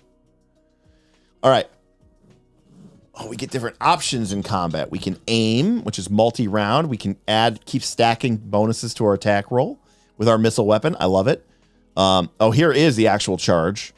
So we get to move and attack and get a plus 20 to bonus. Okay, so that heroic fling thing was different than charging. Interesting. Improvised weapon, mounted combat, sure. What about if we shoot in a melee? We get a minus 20 shoot. We cannot parry attacks. And ready throwing weapons do not suffer the minus 20. Oh, okay. So you can throw weapons at people easily than you can shooting them with a bow. I like it. We even have fighting with 2 weapons moves. We can feint. We can disarm. We can knock down. We can basically trip. We can lock them up in our weapon. Gonna kind of get into the bind. We can shield bash people. So a lot of moves, a lot of combat stuff here. In combat. Am I wrong? Did I miss the critical hit chart? Did I miss something here? Oh, it's on a different page. Oh, it's just 498. Okay.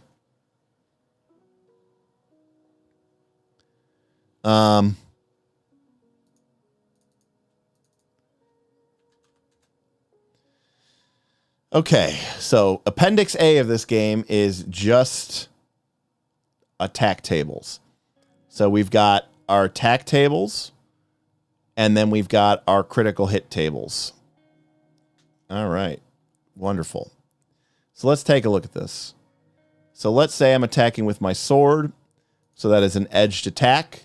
And remember, I'm adding my bonuses. They're subtracting their defenses. And I say I get a total of an 85. Now, that seems, that's a supple. We'll get a little bit. We'll get a little bit gnarlier here.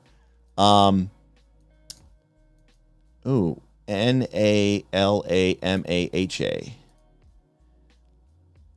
Heavy armor, medium armor, light armor, no armor? Is that what that is? Okay, I'm guessing that's what that is. Okay. So this is where armor matters. Okay, got it. No armor, light armor. Okay, yeah. NA, no armor. Okay. So if someone attacks us with an edged weapon and they get a 100, if we are not wearing any armor, we take 13 damage and we suffer a moderate critical hit. If we're wearing light armor, we suffer 10 damage and we suffer a superficial critical hit. If we're wearing medium armor, we suffer 9 damage, no critical hit. And if we're wearing heavy armor, we suffer 6 damage and suffer no critical hit. And it looks like it is a range of about 10% points between crits. So heavy armor takes more damage than no armor at 75. What? That does seem to be the case. That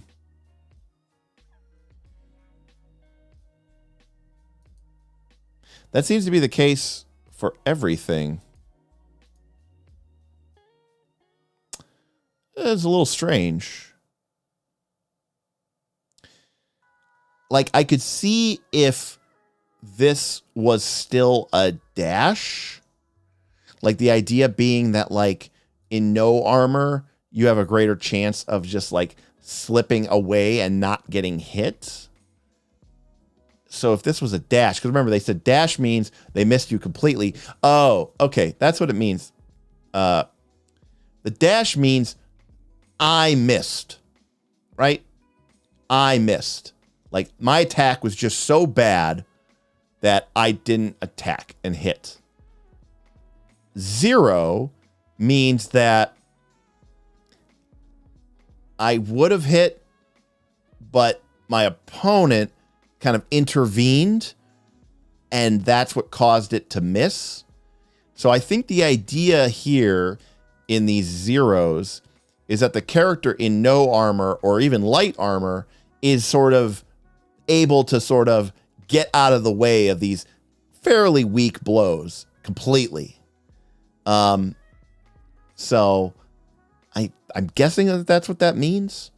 And that because you're in heavy armor, you're like slower and easier to hit. Because look, on a 46, you in heavy armor, you get hit and you get hit for 1. So, you're just easier to hit, right? Because you're not moving as fast. Now, granted, heavy armor does give you a penalty to the most amount of swiftness that you're able to apply to your defense. So I wonder if it's like kind of getting double dipped there, right? Because our defense roll is already going to be sort of penalized from wearing heavy armor. It's interesting. All right.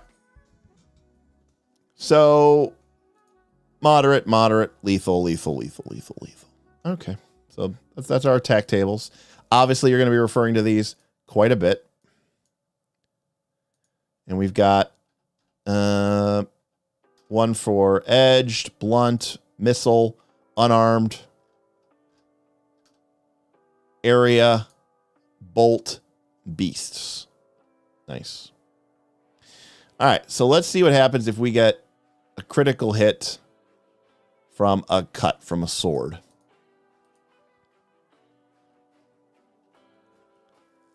So the most we can get, this is the maximum result you can get from superficial. This is the maximum you can get result from light. This is the maximum result for moderate, and this is the maximum result for grievous, and then this is the highest you can get. So there we go. Target is beheaded, instant death.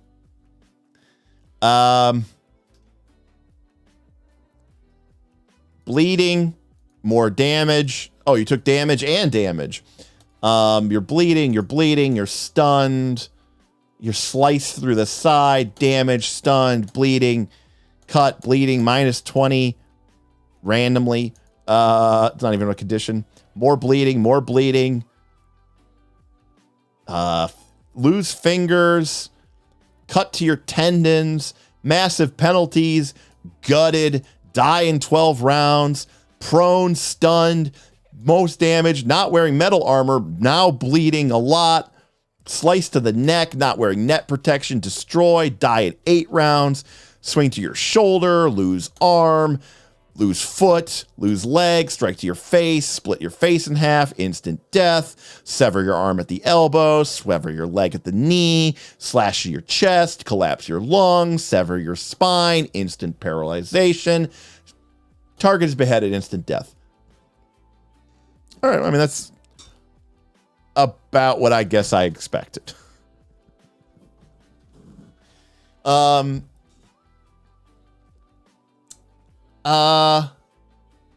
Yeah. So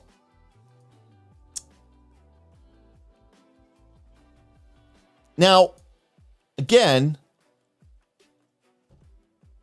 Ben is saying Impact has the best table. All right, we'll go to Impact. I wasn't going to read through all of these, but we'll go through Impact. Okay. By the way, we got one for cuts, pierces, grapples, fire, lightning, frost, dark magic. So we got those are the other ones that we have. All right, here we've got one for beast and impact. All right, so this is the warhammer or the mace to the face. Again, graze the shoulder, 5, bruising. Penalty, only 2 activities. I like that. Forearm, drop your weapon. Stunned, get the breath knocked out of you. Stunned, minus 40. Broken ribs, 1d5. Oh boy here. This is like, there's almost like a masochism to this. I get it. I know why people like this stuff. I'm just gonna come out and say, generally speaking, this is not for me. And especially in a game where I'm trying to be like, oh, this is like Wheel of Time, or I'm trying to make this like Lord of the Rings. I do not want to count how many broken ribs I have and that I get a minus 5 penalty for each broken rib. We're gonna struck to the head. We lose our eardrum.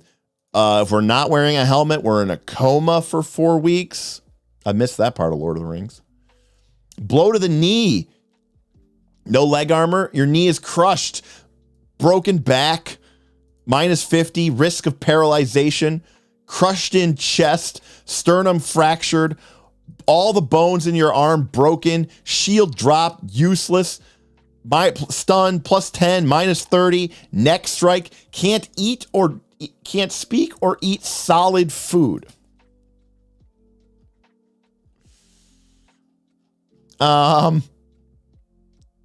Painful blow to the jaw. If you're wearing a full helm, your jaw is merely shattered. Can't eat or speak. If not, jaw is driven into the brain. Instant death.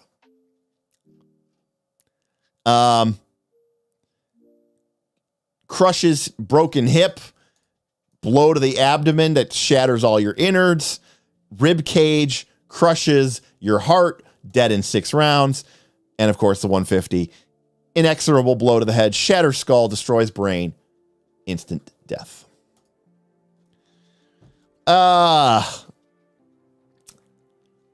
Okay. Now, couple of questions is when we roll this? I might have missed that. I know that the attack chart is going to determine, like, we're going to make a CMB check modified by defense and all that other stuff. And then we're using our blunt attack table, and they're in medium armor, and we get a, let's say, a 120. So it's going to be 16 damage and then a moderate critical hit, which means that this is the maximum result we can get is 120. But is this just is this roll modified by anything? Or is this just a whatever they call that terminology for the game? It's probably a 3-letter acronym because they seem to be obsessed with those, even when the thing they are abbreviating is not 3 letters. Or is it just a D percentage roll, exploding? It depends on the weapon. Okay, did I miss that? Where would that have been? Oh my God, can you believe I got that on the first guess? Look at that. I literally just typed that in. See, I don't see that it gives you a benefit to the weapon. Or is this heavy does that? Is that what that does?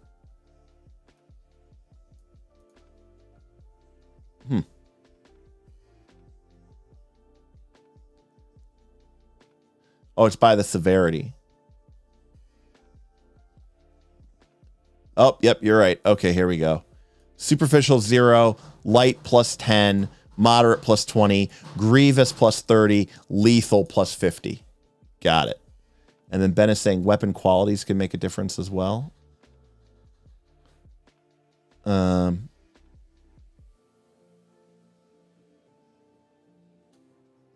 Looks like it affects the combat bonus. I don't know if it affects the critical, but okay. So if we get a moderate result from our crit table, we're going to be adding 20 to our result. So, I mean, it's a flat roll, obviously, but all things being equal, if, on average, we're going to roll 50 plus 70 or plus 20 for being a moderate. So the average result from an impact critical of moderate intensity is going to be a 70, which is we're going to be rolling 1d5 to count how many broken ribs you have.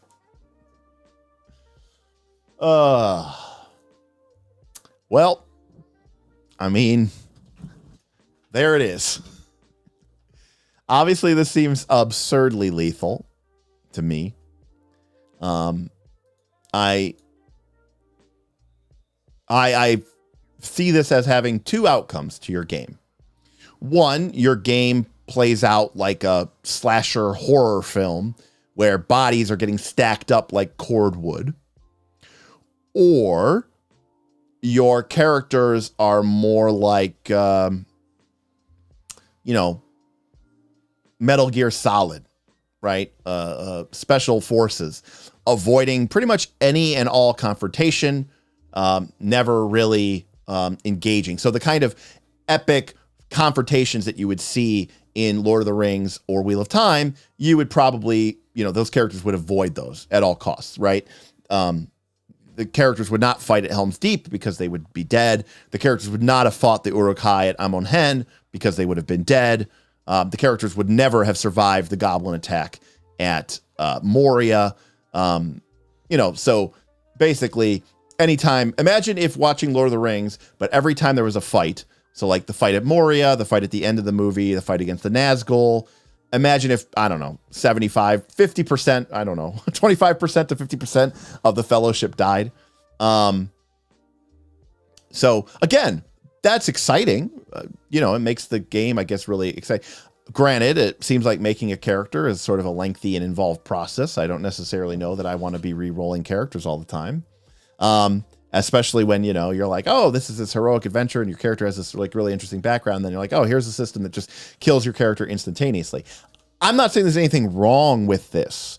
I'm simply saying it feels incongruent to your play style of game. So that is, so let's figure out health and healing. Hit points are an abstract measure of punishment. It feels kind of weird, isn't it? You know, like in a game with like D5 broken ring, D5 broken ribs. And then they're like, but on top of that, we also have this abstract measurement of punishment. It feels kind of weird to use hit points and these like hyper detailed critical hits. I mean, I know that's again how all these games from the 80s worked, but it does feel a little strange to have like both. Like the point of hit points is so that we don't have to do the kind of, oh, which leg got bruised and which ribs and teeth got cracked. And then the point of doing the teeth and the cracked is to get away from the abstract measure of hit points. But regardless, we do get total hit points value equal to our body's skill bonus, and that's the only thing that changes that. I mean, I modify for stats and stuff, obviously. And if this skill bonus changes, a character's current hit point value is equal to their total hit points minus damage received. If they go 0 or less, we pass out and become incapacitated. If it goes to minus 50, we become dying and die in 6 rounds. A bruised value is basically 4th edition's bloodied value. And if we are bloodied or bruised, we have a minus 20 penalty to all of our actions. So death spiral again. So it's a death spiral and then death spiral. And then just to make sure that there's more death spiral, we get more death spiral. It's like, hey, I got a critical hit. So I took a bunch of damage and then my ribs got broken, which gives me a penalty to my attack rolls. But that also reduced my hit points some reason. And because of that, I'm now bruised, which also gives me a penalty to my actions. So now I have 2 penalties for my actions coming from 2 different sources, one abstract, one not abstract from the same injury. It's a little strange. Ben, I agree it would be better just to have the crits, influence healing, and have no hit points in the game. Yes. Derek gets it. I'm glad I'm picking it up. I'm you know what? I'm feeling what this game is more and more about. I want to understand hit point totals a little bit more. I'm going to jump around. I apologize. I know it's close to 9 o'clock, but we can go to like 9:30. By the way, I assume at this point we've lost everybody. Hey, no, we're still kicking it at 35. What'd you know? Yeah, Gold Monkey, it's a little finicky. I mean, no, even in a game that is fairly finicky, that is fairly finicky. So back from our skills chapter, we had, okay. So this is our starting hit points, right? From our kin. So dwarves get 40, hobbits get 20, men get 30. So we're, 30 is kind of the average, right? With dwarves starting at 40. Okay. So that's a fair number of hit points. And then we have a maximum hit points, regardless of our level. It can never be higher than that. And then we have this skill. These are more kins. Come on, go through the kins here. And then, here we go. Body.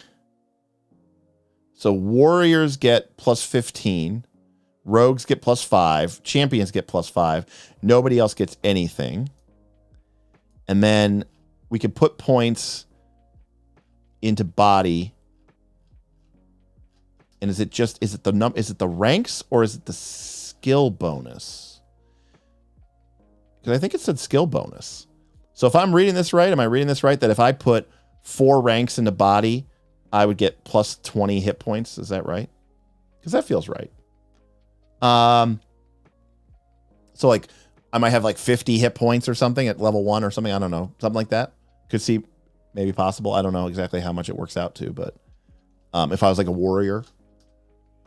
Okay, I'm just trying to get a sense for how many hit points you actually have in the game.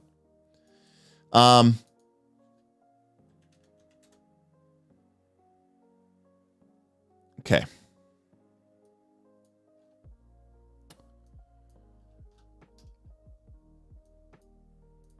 All right, so we've got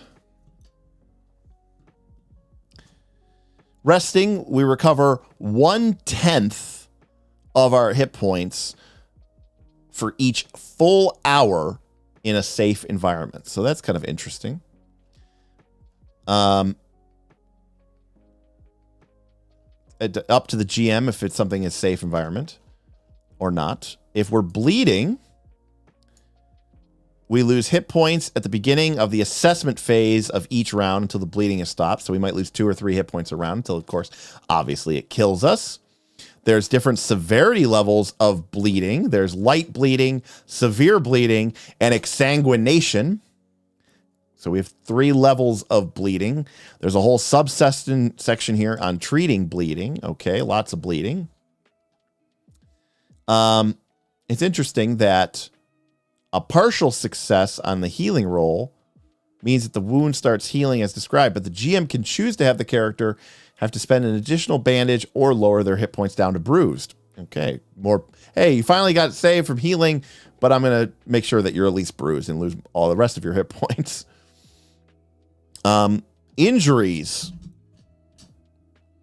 can have to be recorded and healed separately, but their penalties stack. Injuries take time. Minor injuries take 3 days. Serious injuries will take 10 days. Crippling injuries take 20 days. Healing checks abound just to recover from. So you're realistically looking that after a fight against, in which you get, presumably hit a couple times and take some critical hits. Because it seems like, for the most part, if you take just hit point damage, you'll be a little dinged up. You might even get bruised.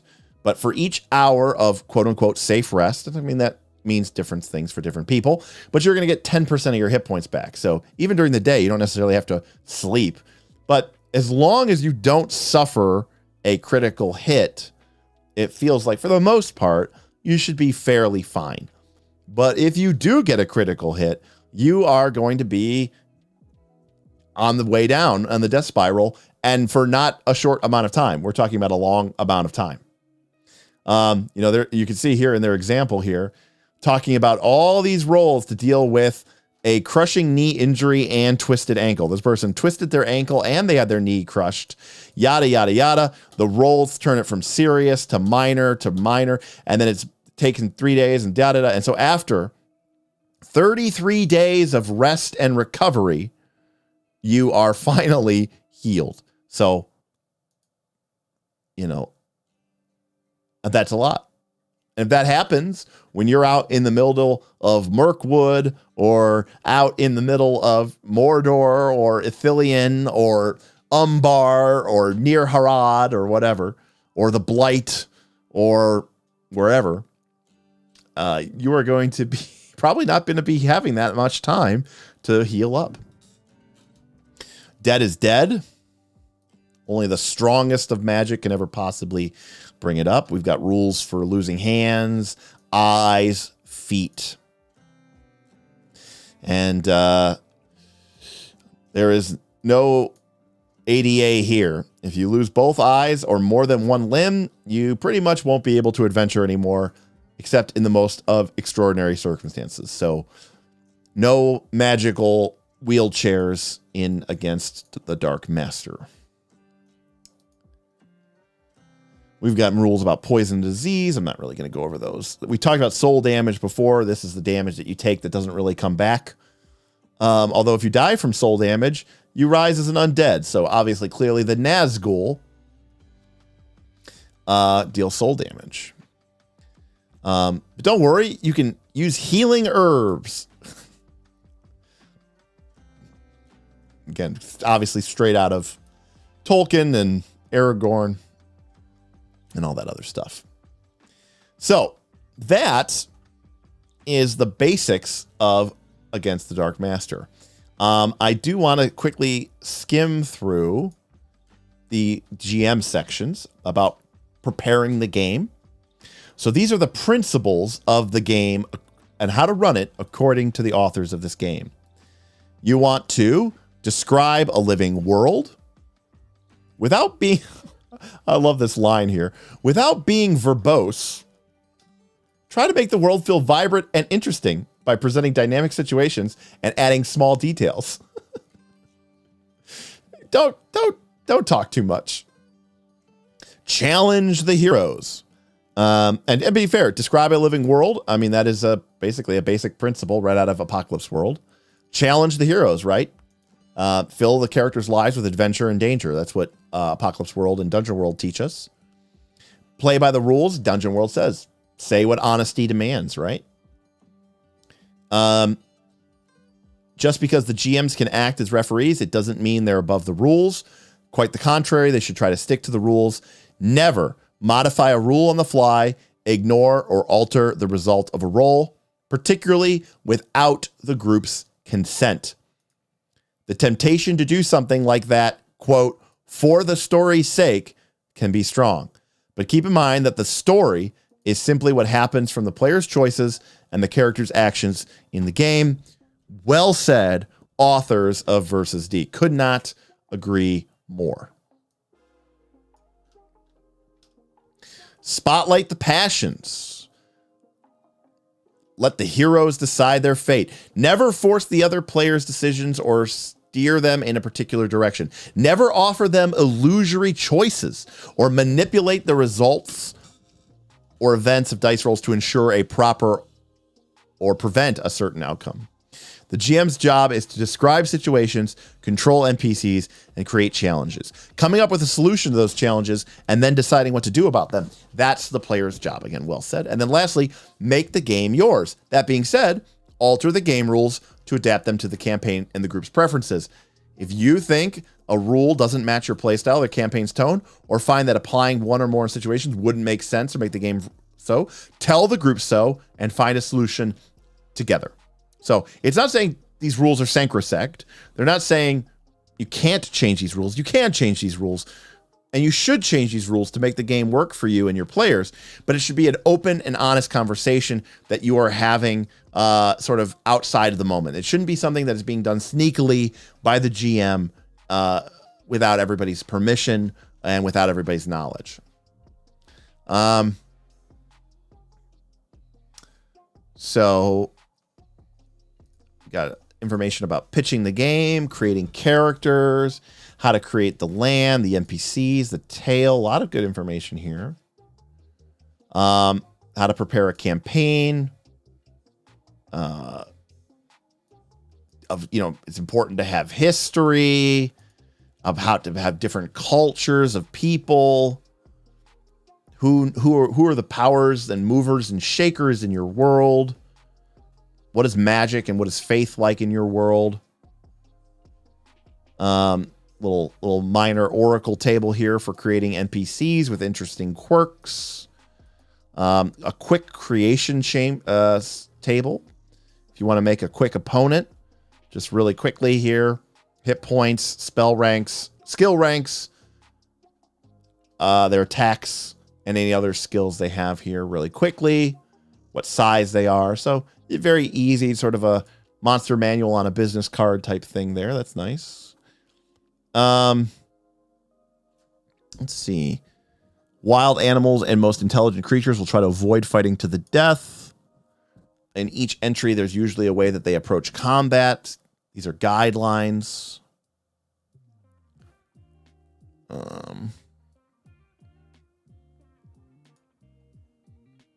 We got reaction rolls, classic roll here. Make an open-ended roll just to determine how the NPCs react. Interesting. And then this great piece of art here. And then we have a chapter on making your Dark Master. And we've got a bunch of oracle tables and random tables here to determine what our particular thing is. So let's see here. We've got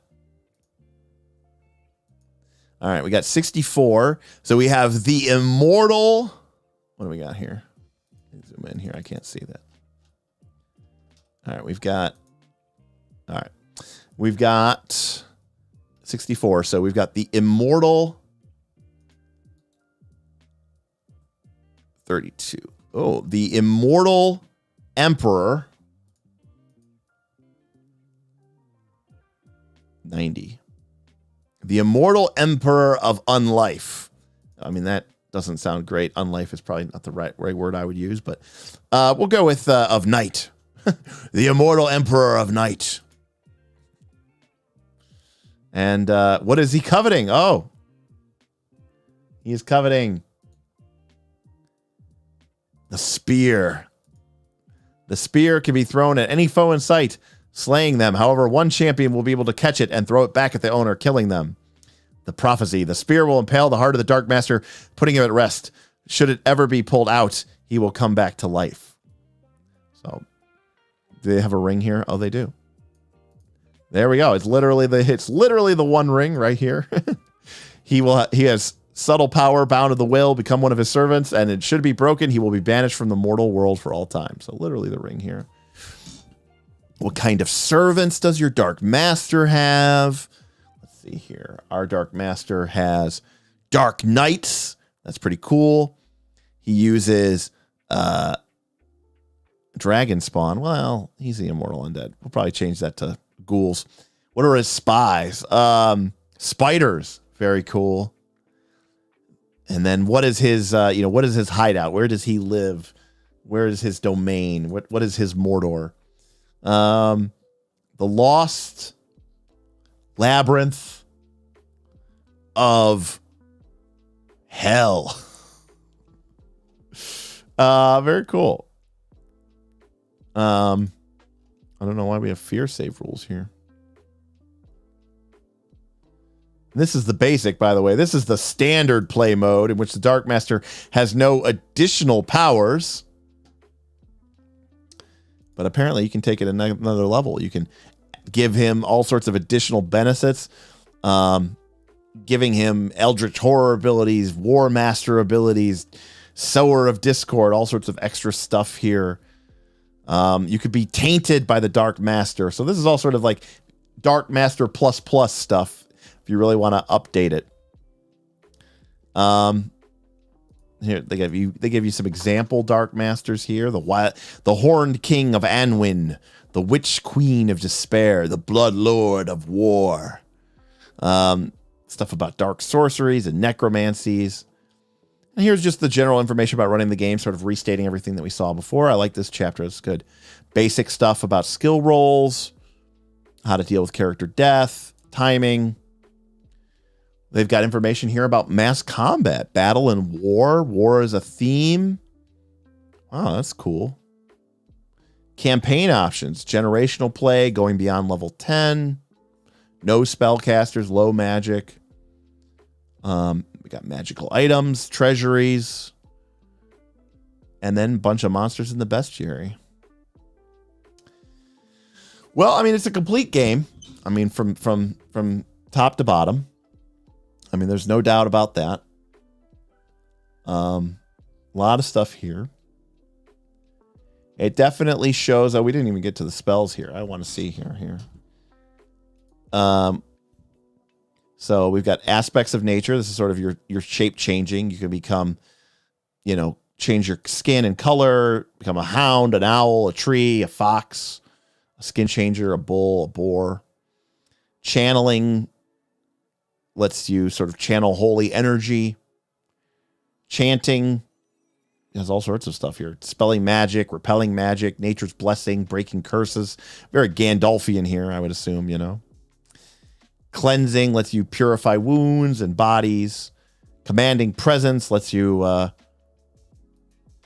inspire others in battle and otherwise. Communion, kind of divination.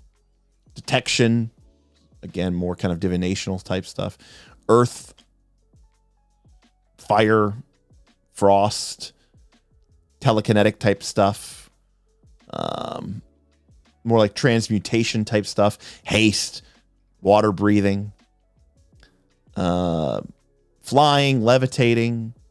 So most of your basic, most of your basic fantasy role-playing game spells are kind of here, one way or the other.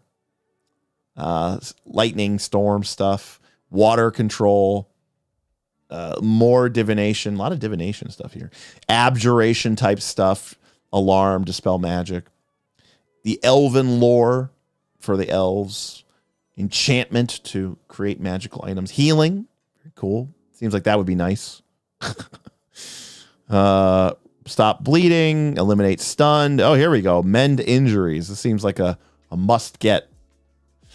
Defense buffing, illusions, nature, animals, plants, mind control, miracles, nature, skirmishing, soul soothing, illusion, spell songs, trickery, and weapon mastery. Interesting. It's a magic school of weapon fighting. And then we have some dark stuff. And then it ends in an adventure, which I won't get into just in case anybody ever plays it. So, my thoughts. Let's see. Well, I mean, I don't want to repeat the rant that I made earlier, which is I like the idea of a game that is saying, look, we want a game that wants to be like Wheel of Time or be like Tolkien. I don't think D20 is that game because D20 is tied to the DNA of D&D, and D&D is about, it's not about heroes. It's about kind of mercenaries going into dungeons, getting treasures and getting gold. And even though so much of that has left the game, the rules haven't really updated to reflect any of that. This game has a strong simulationist vibe. There's a lot of rules here designed and with a lot of procedural elements designed so that you can feel where the events and the actions that are occurring in the fiction have a direct influence to some role, and it feels like everything is being kind of counted, right? All the T's are being crossed, all the I's are being dotted. But there's a strong narrative element here too. This game is saying, we want this game to sort of replicate and reinforce those classic epic high fantasy stories against this unfathomably more powerful dark evil force, which may not be able to directly influence the world, but is nonetheless an evil that will shape or change or even end the world for all time. Again, your Sauron, your Shaitan, all of these sort of unfathomably evil characters that you really can't beat in a 1-to-1 versus 1 fight in a normal situation. And then you have these heroes that go out and they try to fight these creatures. And the game talks about your characters' passions and their drives, their heroic pressure to sort of do better and overcome these challenges. And then it's got a lot of simulationist aspects, a lot of different skills, and you're trekking the points, and armor has qualities, and it makes you, it slows you down, but it gives you more armor, makes it harder to hit, or makes it easier to hit, but you take less damage when you do get hit, or the critical hits aren't as much. So there's a lot of simulationist crunch there. Where the game loses me is in, the fact that in my vision, in my mind, the game of heroic high fantasy is not the game where I want to be counting fingers and broken ribs. It's not the game where I want to be debating whether or not I should wear a helmet or not because I want to potentially prevent a future jaw injury from jamming into my brain and killing me.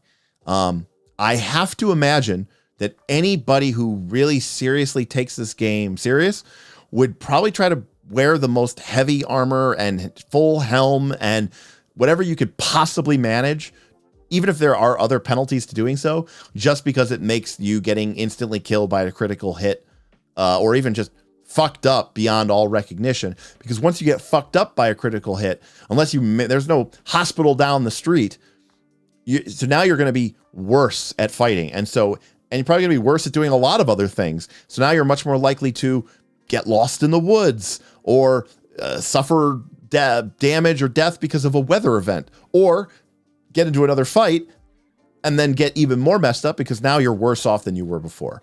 So this is like the classic death spiral. And I don't know.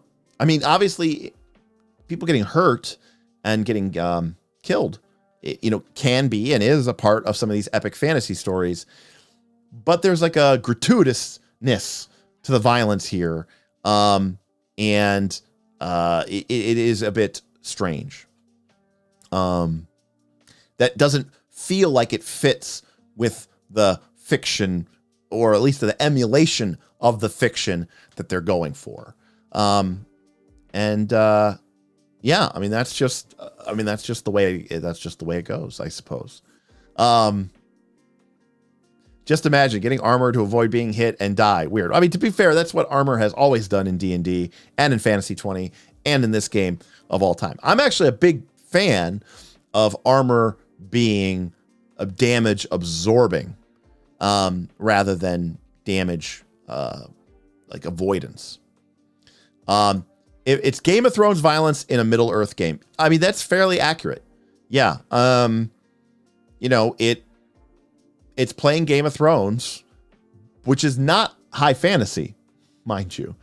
But it's very Game of Thrones-ish, right? Like in season 2, right? Stannis kills Renly using blood magic from the shadow of the thing. And there's a sacrifice and the baby has to be born, right? Like, you see characters all the time just get critically hit and killed. I mean, there's a flashback in season 4 or 5 or whatever, where Bran, with a three-eyed raven, goes back to see the battle at the Tower of Joy. That's where Ned Stark went to go find his sister, and they're fighting Arthur Dayne, who is the Sword of the Morning, right? The greatest swordsman who ever lived.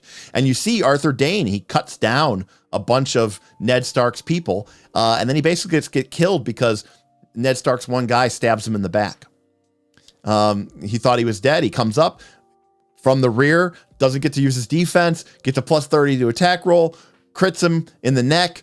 He goes down, splurting blood. It's over. All of that is accurate to Game of Thrones, except for the later seasons, right? They changed editions later seasons. They went over to Pathfinder 2, the last couple of seasons. But the early seasons of Game of Thrones, I would say, are very much represented by this game system. But Game of Thrones, in my mind, is not from the list of things that they said that this game is sort of trying to emulate. It's not Lord of the Rings or Wheel of Time or anything like that. It is more it's epic fantasy. It's high fantasy. Game of Thrones is not high fantasy. Game of Thrones is pretty low fantasy. And the characters are not in any sort of way supposed to be in Game of Thrones. They're not supposed to be special. And you're supposed to just get, shot with a crossbow bolt and get killed. And that's kind of what happened early on, right? Jaime Lannister lost his leg. Yes, it's Mad Mardigan. But it's Martigan, I think, with a T. But I could be wrong. But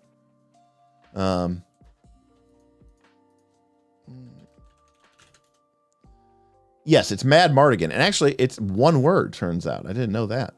I thought it was Mad Mardigan. But it's Mad Mardigan. As it is he's not mad. It's not like Mad Max. It's one word, Mad Mardigan. Which is interesting. So, what is my final take? Again, I'll hear. I will say this. It's got combat rules, like mass combat rules. I could see myself using this. So, this is where I kind of feel like torn. And again, how I feel may be very different from how you feel. I read this rule set and I go, I would like to use this rule set to play Game of Thrones. But then if I'm going to use it to play Game of Thrones, that is not, there's no Dark Master in Game of Thrones. So if I use this to play Game of Thrones, I would kind of be at odds with the whole Dark Master, the magical resonance being attracted from this. Because that would feel very discongruent to me. In fact, I think Game of Thrones got worse when there kind of became the big bad evil guy, because they tried to change the show from sort of a low fantasy, realistic kind of pseudo medieval world. And then suddenly the game tried to become this high fantasy world where characters suddenly had plot armor, and there was suddenly the big bad evil guy in the form of the Night King. And like the tonal shift between those two, the earlier seasons and the later seasons was very disconcerting for people like myself. So I read this rule system and I think this would be very interesting and fun if I wanted to play a Game of Thrones type game where you were never sure if your character was going to live or not. But then if I think about it, and those early seasons of Game of Thrones, travel and stuff like that was a real issue. But then that kind of throws out the whole Darkmaster stuff. But if I want to use the Darkmaster stuff and the heroic journey, then I'm less interested in the combat section. Now, I don't know. I don't know what these tables look like. Meaning, if I go and I make a level, a level 1 character, and I go and I did not see anything that I saw. I did not see anything in the game that suggests whether or not there's some sort of encounter balance, right? Like we didn't see anything like that. So who knows what the exact rules are for that. But like, if we fought some, I don't know, we'll pick orcs, right? They fight those in. Okay, they have a level. So it's a level 2 common orc. So like, if we fight an orc scout, and again, maybe they are rules for, how to do it, but like, his attack is LA. Armor type. Ugh, that's horrible. Defense. Magic resistance. Here we go. So he's a plus 60 weapon. So, because that's the other thing that we have to consider, right? Like, the characters in Lord of the Rings, minus the hobbits, obviously, were obviously very high level. So, part of the issue might be like, okay, so let's find something less devastating. Do they have just like goblins or something? No goblins. It's like the weakest one. All right. They fight a red cap. All right. So plus 35 weapon. So you're subtracting your defense from this, right? So, like, it's possible that this is just, the, you just need to only use red caps, right? Like, I can't, like, it's like if I'm playing D&D or Pathfinder 2 and I throw a bunch of trolls at a level 1 party, they're going to get killed. They're going to get eaten up, because that's the other thing. Again, I haven't played the game, so I don't know yet. The other thing about these systems sometimes is there's a lot of rules and they very rarely ever come up. And what I mean by that is, like, I can very easily imagine a situation where they had these, plus 35 red caps. I don't know what your defense score might be, but I saw the one shield adds plus 30 to your defense. So this red cap might be attacking with like, a minus 30 or something crazy against even a starting PC. And if you're attacking with a minus 30 with your weapon against a PC in, again, obviously the rolls do explode. There are critical hits. I understand that. But that means that the average roll is going to be like, 0 damage, 1 damage. And even if they roll like a 70 or 80, that's going to get reduced down to a 50, which is like, again, 0 or 1 point of damage. And we're talking about characters who could have 40 or 50 or 60 hit points or 70 hit points, right? Like, I think at level 1. So you have this whole massive system of a combat critical hit, and then it's like, and it almost doesn't matter until it matters all the time, and then you're just dead, and you're just broken, and you're just a hunk of meat on a rock. So there is that kind of design tension there that sometimes can feel a little bit wonky. So I think ultimately that's kind of my final takeaway from it is, there's this gruesome combat system, which is very simulationist and very real. Look, I'm not trying to argue that like people should be getting messed up when they take a mace to the face. That feels at home, but not in a high fantasy game. And at least not on the PCs, right? Like sometimes, you know, the monsters can get hacked apart, I suppose, but we're not butchers, you know? But when I read about this sources of inspiration and I think about a lot of these books and movies, I mean, Tales from Earthsea is listed, and I couldn't think of anything further from the possible truth of getting, you know, of Ged getting his guts ripped out by some random arrow than, you know, this game. You know, certainly again too with many of these cinema as well. But then they also say that their inspiration is heavy metal. So I wonder if this is like the heavy metal. Is that the heavy metal influence? Is the combat section. So it does feel, I think, to me, a little schizophrenic. And that's my personal opinion on it. But as I was talking with Aaron on Friday, there is this whole genre of game where, you know, that people apparently really like, which is this like epic story time. And then the combat is brutal and dangerous and deadly. And I don't know how I feel about that. So now again, I've played dangerous and deadly games. We just started a Legend of the Five Rings campaign, and critical hits can be very dangerous and deadly, just like they are in this game.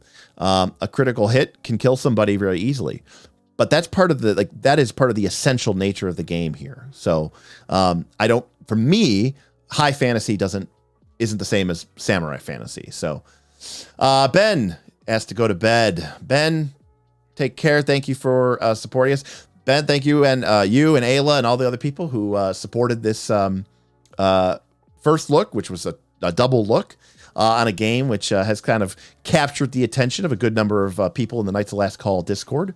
And certainly, I think is an interesting look. And after this first look, if you are interested, I would consider picking it up. I did buy the hard cover from this book because there are elements here that I think are really interesting, and I don't know when or where I would play it. But there's probably a world in which, yeah, I would probably play this game like a Game of Thrones, and I would somehow kind of not use the Darkmaster. Or change some of the concepts around it. And I would play it more like a low fantasy, political kind of game with mass combat where real weapons are dangerous. And just because you're a person doesn't mean that you are a main character means you have plot armor. But obviously that's not what the game is intended to do. But, you know, sometimes you got to change it to fit what you want it to do. So, but if that's your jam, if you like epic high fantasy with brutal, savage death spirals, then Versus D might be the game for you. All right, everybody. I'm going to head out. It's Sunday night. We are going to be back Tuesday next week with more fun shenanigans here from Knights of Last Call. I want to say thanks to all of my patrons for supporting us. This first look came from a vote from our patrons who wanted to see this game covered. We're going to be doing, I think we're going to be doing Sentinel Comics is our next first look. Sentinel Comics RPG is going to be our next first look. So looking forward to doing a superhero game. And I don't know what the live stream agenda is for next week. I imagine we'll probably do archetypes on Thursday, but I have no idea what Tuesday is going to be. So patrons, If you're interested, let me drop some notes there in KLC content.